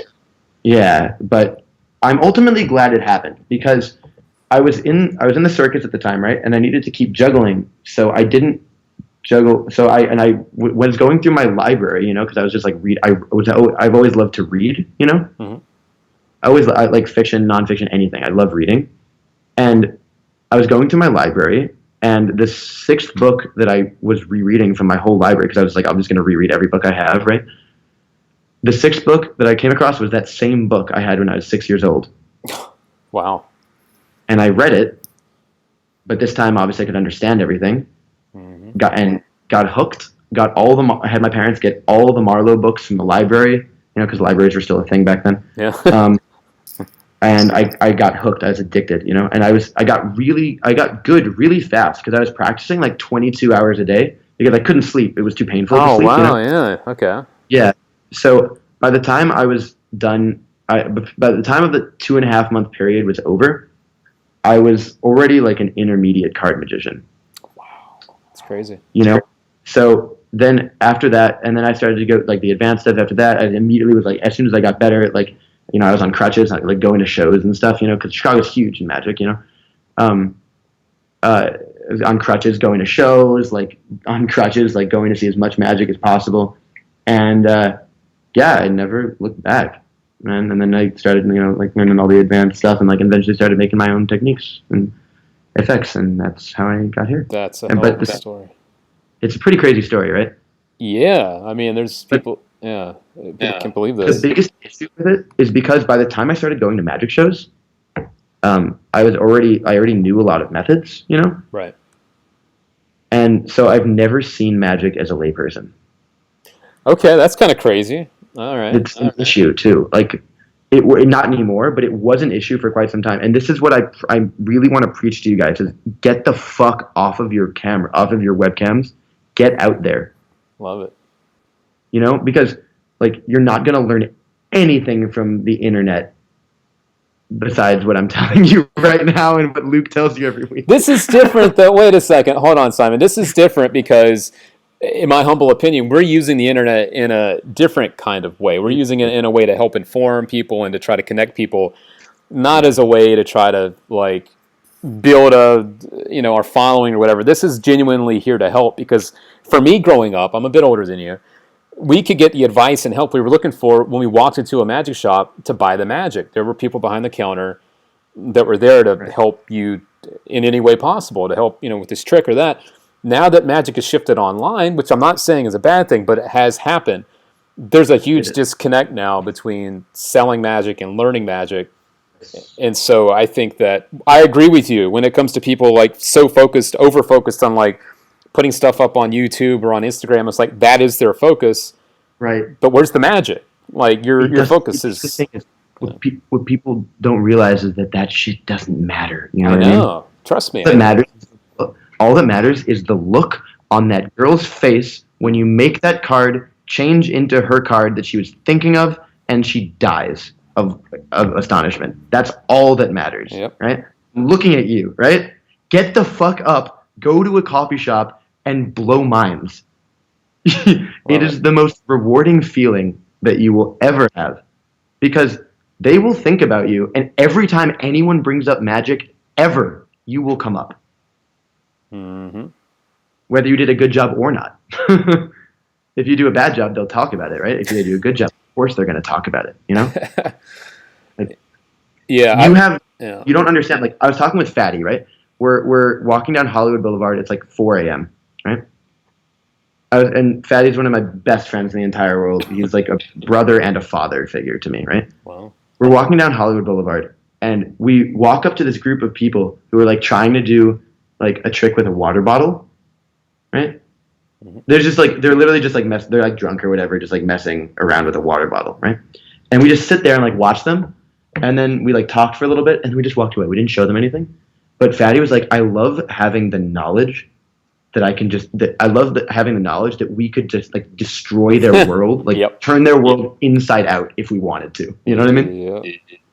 But the thing is, like that can't, like, again, in Mystery of Eternal World, magic can't be the only thing you do. You know, it just can't be. Like, you know who else is one of my favorite magicians in the entire world? Armando Lucero. Oh yeah, Armando lives out here. Right? Yeah. Mm-hmm. Yeah, Vegas. Yeah. He takes like months off of magic at a time and just like paints and writes poetry. You know. Yeah. And to be as good as he is, like that's insane. You know. Yeah. Well, he's been around it forever too, so that doesn't hurt. In any case. But anyway, back to what you were saying, I definitely support that statement very much because it seems like everyone now is so focused on look at me, what I can do, instead of like leaving people with the real reason. I don't know about you, but I got into magic because it really like it touched me and it moved me because it was artistic. And I was Copperfield for me, watching it on TV, and it was like this crazy feeling. Never like because of like what can I do with it? To me, I think a lot of people these days, Simon, use magic as a vehicle to build or to inflate their own ego. I think that's what people look at it now, is they come into it with that impression of, well, I can do that with it. It's never been me, but I guess there's a place for everybody at the end of the day, huh? I don't know. Yeah, but the thing is, like, with those people, when they come into magic to like build themselves up, is they are someone who does magic tricks, right? They are not magic. Yeah, well said. you're performing for people, you are magic. You know what I mean? Like that's there. You are this bridge. That's what Garrett and I was talking about. Like you are this bridge into this world. You know, like they didn't know existed. Like Eric Leclerc. I was at this convent at Magic Fest with Eric Leclerc, who was one of my favorite magicians. Also, Eric is like was one of my biggest idols in magic. Just because when I got into magic, right when I was bedridden, was when Eric was doing the Leclerc show. Okay. Do you remember that? He was doing a Project 365. Yep. And I was watching those like in my bed, you know, like with a broken leg, and like it was like super inspiring for me, you know, because he's the funniest dude. Oh yeah. You know, and he's just great, you know. So but the point is, he was telling me that what was I talking about? What was I talking about? Simon, come on. What did you say? I was talking about magic with the internet and stuff like that, and people getting influenced in it, and it affecting you in a positive way, and like. I don't know. There was I had like a really good point about Eric. Oh right, like you're this bridge into this world. Like people don't know that this happens, right? Like. Eric was like he's Snapchatting, right? And people are messaging. They're like, "Wait, like you guys meet up and like do tricks together?" You know? And there's like, "Yeah, man, this happens like all the time." But anyway, the point is like, guess what? Magic shops also still exist, though. Yep. You know, like go support your local magic shops, and then have them order Murphy's products. Duh. But go support your local magic shops. You know, like Chicago has one of the oldest magic stores in the entire country. It's the oldest family-owned magic shop, I think, in the world. I used to work there. It's called Magic Incorporated. They buy from, you know them. It's great. I mean, if you've ever heard of Jay Marshall or Lefty, you know, like that's the family that owns it. Let's see. I just want to make sure there's not any other question. There was another question here that. Can I go rapid fire answer these questions real quick? Yeah, this one's pretty easy. A question geared for a move monkey such as yourself: how do you balance making magic for magicians and magic for lay people, or do you not even make a difference between the two? How do you do what? When you are a question geared for how do you balance making magic for magicians and magic for lay people? Do you even have a difference for you? The magic you're creating, do you create it for a specific audience, or is it just you're creating to create? You know what I mean? Yeah. So there's a thing that I realized about magic, and that is that Spanish magic is better. And here's why. Because the Spanish magicians don't create magic. Okay, so we have two different schools of thought, right? We have people like my dad, right? who is by the way Michael Weber, if you didn't know.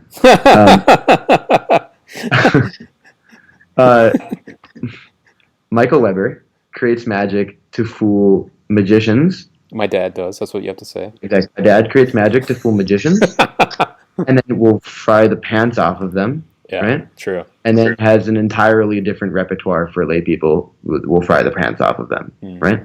Yep. So there's something to that. Yep. 100%. But on the other hand, Spanish magic, while different from that, is better. Not better than that, but better in general than any other magic, right? Because they create magic not to fool laymen, not to fool magicians, but to fool humans, right? Mm-hmm. When you see a Spanish magician perform, it's like you're like, whoa! Like you're so invested in the effect that you're just like, they'll fool you with shit that you should know. Yeah, right. You know, just because of how they perform it, and then you know if it's fooling you because it's still a good. You're gonna be like, you're watching it and you're like, oh my god, like this is fucking magical. Like this is magic. You know.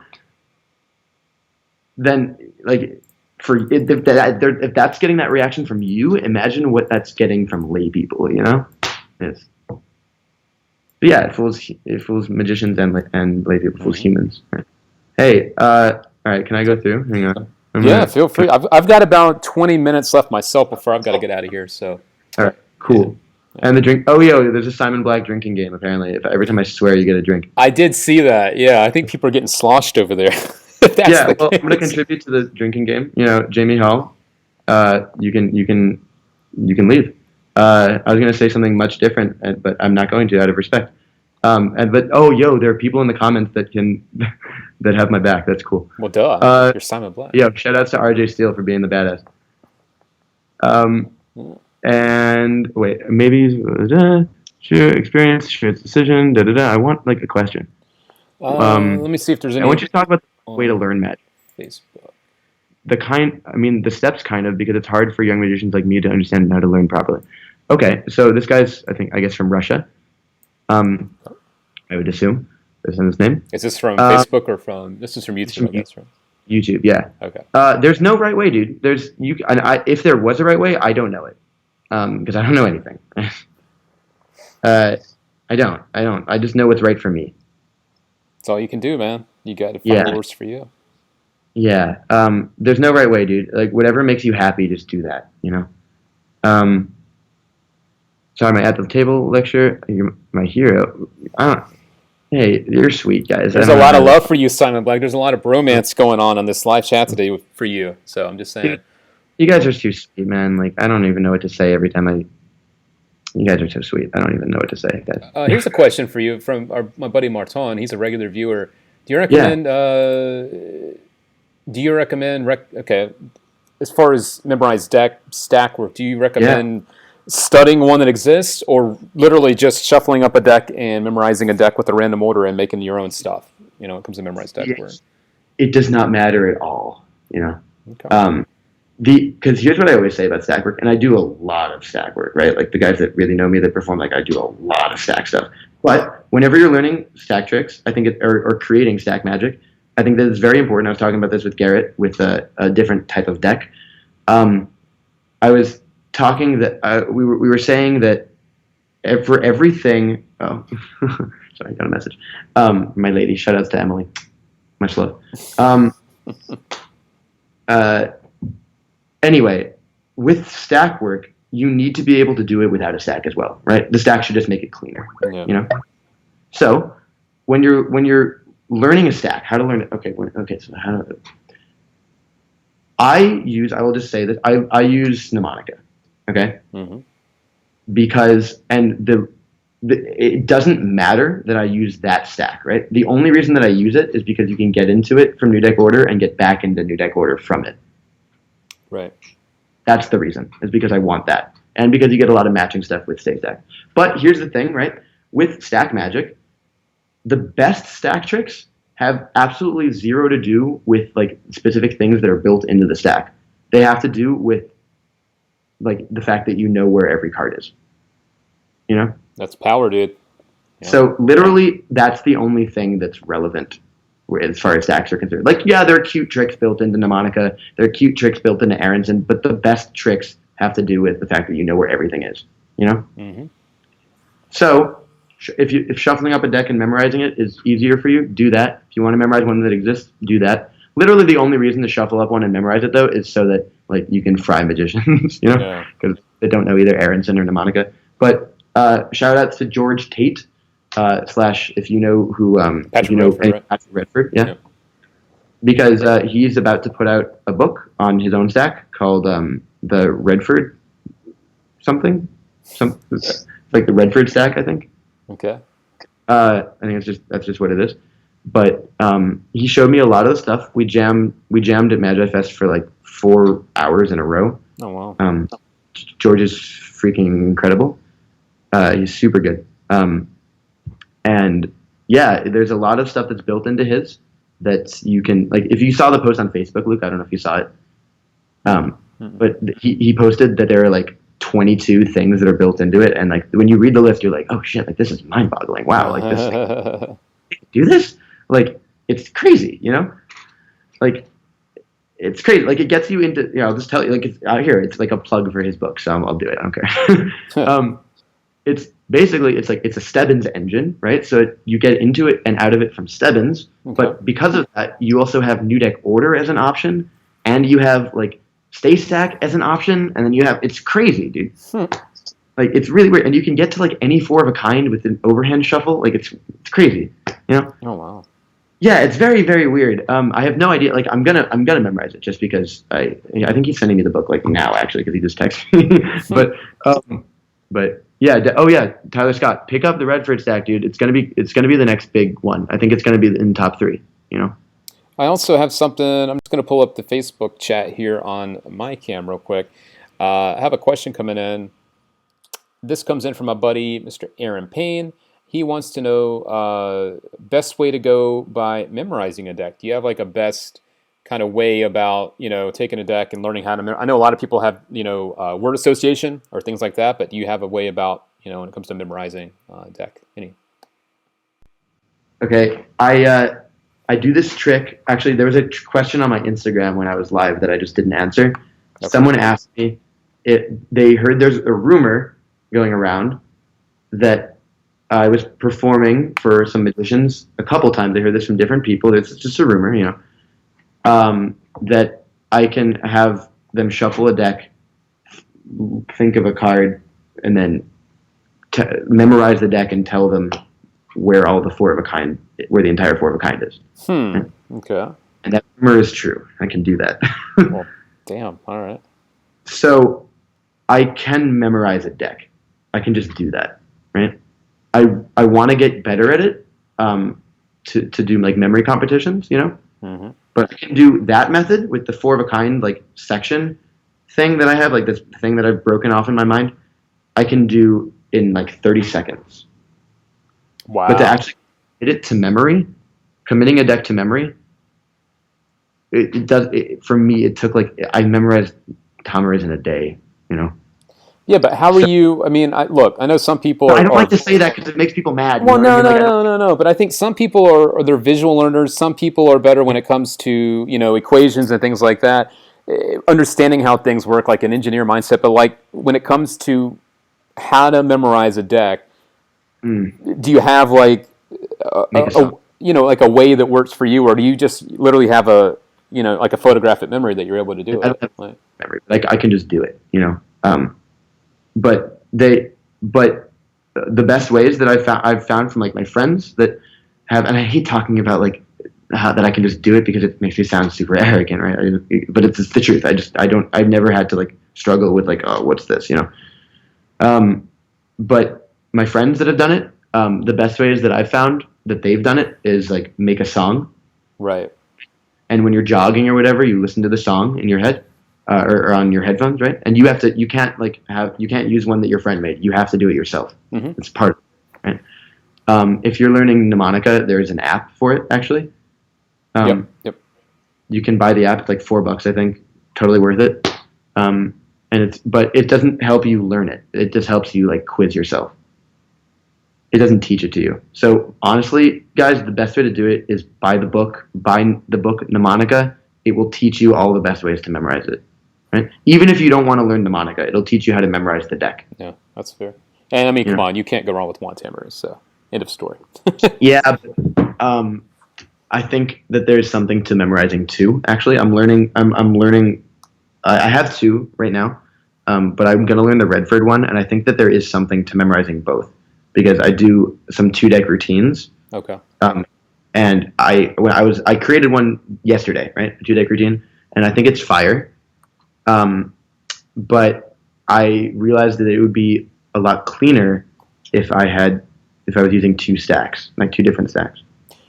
Tim Silva, my buddy's saying, have you ever studied Harry Lorraine's work on memorization, and do you find any parallels how his mind works as far as the way that you memorize and the way that Harry does? Because he's known for that. So Harry Lorraine is a piece of work. Yeah.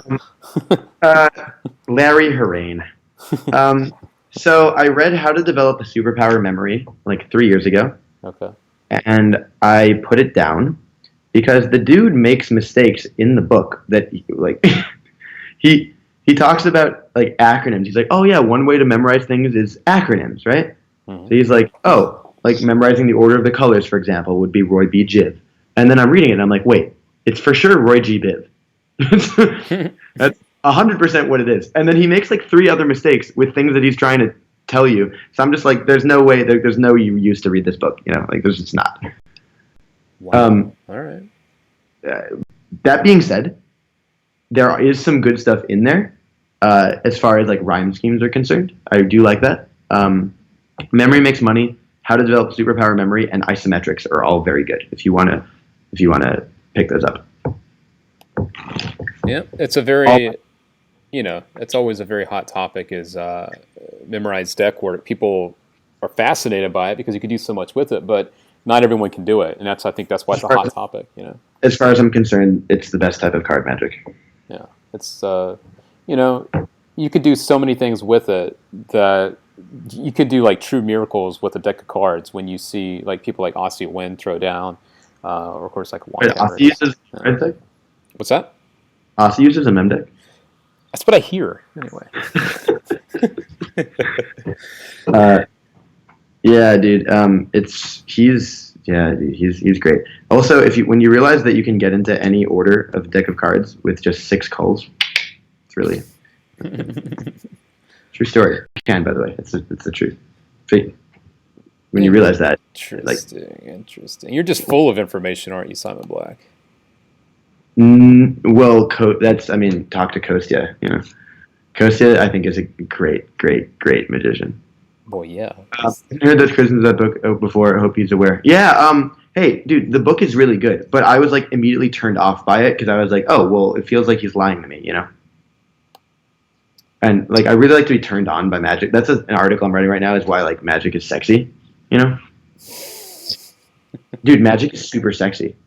Think about it. Oh yeah. It's not just sexy to to perform for people. It's also sexy like when you're just doing it. It's just like, wow, like my fingers do stuff. I don't know. My fingers do stuff. Yeah, fingers do things. Somebody asked me if I want to prove about the 4 of a kind thing. I am not going to perform on this show because I don't want to show my material online like that. That's cool. Right. I have one more Facebook question, then we're going to start to wrap this up. This is a question I'm curious about myself. This one comes from my buddy Daniel Ricks, and he's asking over here, do you perform with a bicycle deck or with custom decks? And I want to stop right there before we jump into your answer. A lot of people ask me about, do you use a regular deck of cards? What's your favorite deck of cards? Are you a card collector? For me in particular, I'm a kind of guy that I've never gotten into these custom decks, Simon, but you're also from a different generation. So for me as well, I'd love to hear your thoughts on this, and then we'll start to wrap up the show with this answer. But this topic for me comes up all the time. So I would love to hear what you have to say about that. Yeah. Very good question, actually, because I've been thinking a lot about it lately myself. Okay, cool. I have a seller that I met at a convention a few years ago, and I'm not going to say his name because I don't want you guys to buy from him because I'm exclusive. But there are eBay sellers everywhere that'll sell you cheaper decks. I like the way that tally-hos feel more than anything, and aristocrats as well. So I buy a gross like every couple months from this guy, and I use those tallies to perform because the gross, when I buy it that many, they cost just as much as the Costco bikes. Got it. Right? So that's why I use tallies. But I've actually shifted into using the black lions when I perform because the trick that I do that's specific to those. And so I wanted to make them a standard deck, so I bought like 4 bricks. Okay. And so I use those a lot now, and the trick I think is like really mind-blowing for people. So I may stick with those, but they're more expensive, so I have to figure out like cost ratio and see if I can get them cheaper. Got it. But I get the Black Lion seconds, so it's yeah. But yeah, so no, I mean the thing is, I don't think there's so many decks of cards out there right now, and people do see this kind of stuff, like when David's performing on TV, he's using his cards. Sometimes he's using bikes. Sometimes he's using bikes. Yeah. There's so many decks of cards out there right now, which is like people were making this a criticism of the butterfly playing cards. If you saw those, yeah, for sure. Andre is a very good friend of mine, and the dude's maniacal. Like those cards are crazy. You know, they can do some crazy things. And when I was first reading them, I was first looking at them, I was like, wow, don't you think they look like a trick deck? You know? And he goes, you know, I've never been told that by a layperson. Oh wow. And I was like, really? You've got to be kidding me. And then we went out and performed for a while, and like at the castle, and nobody. Yeah. Wait. The castle. Hold on a sec. To me, that's different because the castle, people go there for magic, so they're looking for you to entertain or do stuff. Will be like, oh, is that a regular deck of cards? People will say that at the castle. They will. Okay. Yeah, of course. People will be like, oh, well, is that a regular deck? But nobody said that to him. That's interesting. You know? All right. Yeah. And then I've seen him. I mean, I've seen him perform outside of the castle. I've seen him perform in Vegas, and that's the only other. I've only and then elsewhere in LA. You know. Okay. But nobody ever. You know, like ever. And so there's so many decks of cards out there right now that if you can afford to just like if you're to gig with a custom deck, then by all means, I don't think that there's any problem with it. So it really has to do with what you're comfortable with. You know. Well, I think that's going to bring us to the end of this convo, Simon. I want to thank you for spending some time with us today. And as I told you earlier, man, you're always welcome to come on and hang out, man. It's this is an open forum for you. So anytime you want to come on, we can schedule something, or just if you want to pop on again, whenever. It's all good, man. And if you have any other, dude, what's that? Yeah, dude. This was fun, man. You're a really good guy. Well, thanks, man. I appreciate it. I'm just trying to do what I can to keep Magic growing and pushing forward. So I appreciate that. Yeah, you want to go to a show tonight? I'll pick you up at 8. Yes, and yes. All right. So I guess I know what I'm doing tonight. Sounds good. Simon Black on his private jet coming to Vegas. All right. Wait, are you in Vegas? I thought you were in Cali. Vegas. Oh, that's why you said the Armando thing. I was like, wait, Armando's for sure. Yeah. Anyway. Yeah. Kaylin was living with Armando for a while. Kaylin Morelli was. Yeah. Living with Armando? Yeah, he's living at his place. Yeah. Damn, son, dude, I would love to just like. Yeah. Well, as much as you go to Cali, it's a shame you don't come to Vegas that much. Dude, I have to, man. I really have to. I think I'll be there for live for sure, but I'm gonna try to get out there sooner. Figure that. All right. Well, if you do, you know where to find me. So. Dude, how have you been, man? Good. Life is good. Things are going good, and got a new year, a new start, and good times. 2017. What's that?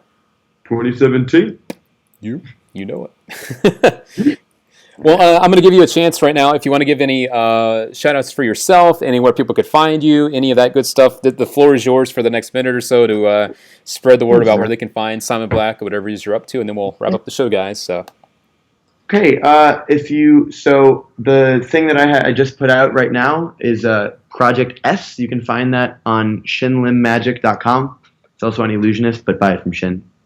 It's better. Sports Shin. You can find me on Instagram at Simon Black Magic. You can find me on Facebook, Simon Black. You can email me at simonblackmagic.com with nudes or whatever. Don't send me nudes. You can knock on my door if you have the address for sure. I will go out for coffee. And yeah, that's all I really wanted to say. Let me just look through. I know Aaron came by. Thanks, shout out to Aaron. He's great. I had some people from Australia. Shout out to ai miei italiani, siete migliori. Se non sapete parlo italiano. And then shout outs to Deutschland. Love. Yeah, that's it. All right, cool. Well, guys, I'm going to head back to my cam and thank Mr. Simon Black for his time. We had a lot of fun chatting with him. I know we didn't get to as many as your clips as we normally do, guys, but I do have them still saved and ready for next week. So we will be back again next week. Same place, same time. We are live each and every Wednesday at noon Pacific time, both on the Murphy's Facebook page and YouTube channel. And so we hope that if you are a new viewer, that you decide to join us again next week. And don't forget as well, we are doing the countdown to Blackpool right now. The Blackpool Magic Convention is the world's largest magic convention. It's happening in England, starts next week, and we are giving away some of the new releases before the convention starts, because that's where a lot of the new stuff is released at Blackpool, and you have a chance to get your hands on it without even having to be at the convention, and you can pick it up absolutely free. So check out the Murphy's Instagram feed and the Murphy's Facebook page, and we will put the next thing up today, the next product up today, a little bit after the show, that you can get your hands on. And yesterday's winner for Steel, the world's first real-time nail bin, you can get your hands on that. One lucky viewer will get their hands on that today as well. So stay tuned. We got a lot more stuff coming for you. Sorry again we didn't get to as many user clips as we'd like to, but Simon was an awesome guest, and we didn't want to let him go. So, but I do have to go here in just a minute, and want to give a few shout outs before I get out of here. And also thank you guys for tuning in to the show. Congrats again to our winners from last week, picking up the Conscious Magic Volume 1. Our Facebook winner was Andrew Ziggy, and our YouTube winner was Andrew Hansen. So congrats to both of those guys on picking up some free magic. To everyone else that's sent in your clips and stuff, again, don't worry, I still have your stuff. If you want to send in your clips for next week, visit the Murphy's Facebook page, drop us a private message there, and you can attach your clip, or you can always use the email address that's going to be popping up on the screen right about now. That is social@murphysmagic.com. You can drop us an email, attach your clip there. You can download it, put it right here on the show for you. All right, that's about it from me. I do want to give a few shout outs. Let me pop up my Facebook feed one more time. I love this new feature. Like I said, guys, a lot of new stuff coming for you this year. Facebook friends out there, I see Mr. Nick Marshall. Thanks, Nick, for hanging out. I wish I could be at Blackpool, man, but I hope you guys have a good time. David Brock, always good to see you, sir. Kevin McNeese, congrats to you winning yesterday's contest. Damon, good to see you, sir. Aaron Payne, good to see you, Charlie. Andrew Ziggy, congrats to you, and good to see you, sir. El Chemist, always a good time seeing you. Matthew David Sheely, thanks for coming by. Scott Tarpley, good to see you. And many, many others that have come and gone in the meantime. I know Garrett Thomas was on for a bit, and many, many others. Scott Robinson, Cody Davis, Joel here. A lot of you, George Campbell. Krish, good to see you, sir. Luke, I like your name. And a lot of other friends. Jamie Dawes, saw you out there as well. Of course, I don't want to forget about our YouTube friends too, so let me just pop up my YouTube feed as well and give you guys some shout outs too.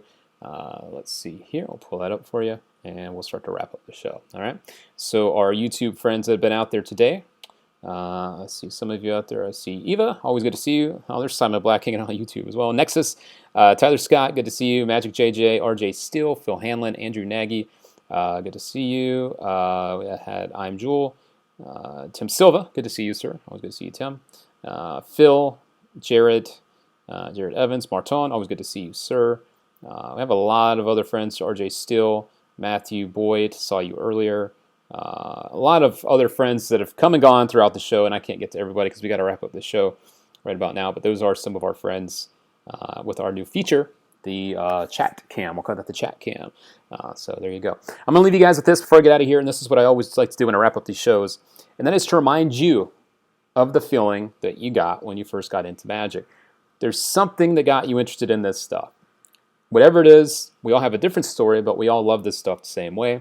And I love all of us being able to get together each week for about an hour and a half or so to chat magic, hang out, talk, and I hope that maybe you're meeting some friends along the way. But always remember that when you're performing, you're not just performing tricks, you're not just doing stuff to fool people. You're also doing stuff that may influence someone or help someone in a spot where they need that magic moment. And remember the feeling you had when you got bit by the magic bug, you may be giving that to someone else. And so as a magician, you're not just fooling people, you could also be inspiring or motivating or really making a life change for someone that they decide to do something with their life that's different, maybe even being a magician like you are because something got you interested in it. So there you go. So try to carry that with you each and every week, something to think about, and just do good magic. It's that easy. Thanks again to Mr. Simon Black for coming on and joining me. I appreciate his time. Hope to see him again soon. And if you guys are at a convention, Simon is not only one of the most talented guys I've ever met, but he's also one of the nicest guys. So be sure to say hello, and I'm sure he'll be happy to share some stuff with you. All right. So that's it for me this week, guys. I'll be back again next week, Wednesday, noon Pacific time. We do this each and every week. Hope to see you then. And keep an eye on the socials for the Countdown to Blackpool giveaways. You don't want to miss some more and more stuff coming each and every day. That's it for me, guys. I will catch you back here, same place, same time next week. But in the meantime, that's it from me. Be good or be good at it. Catch you next time.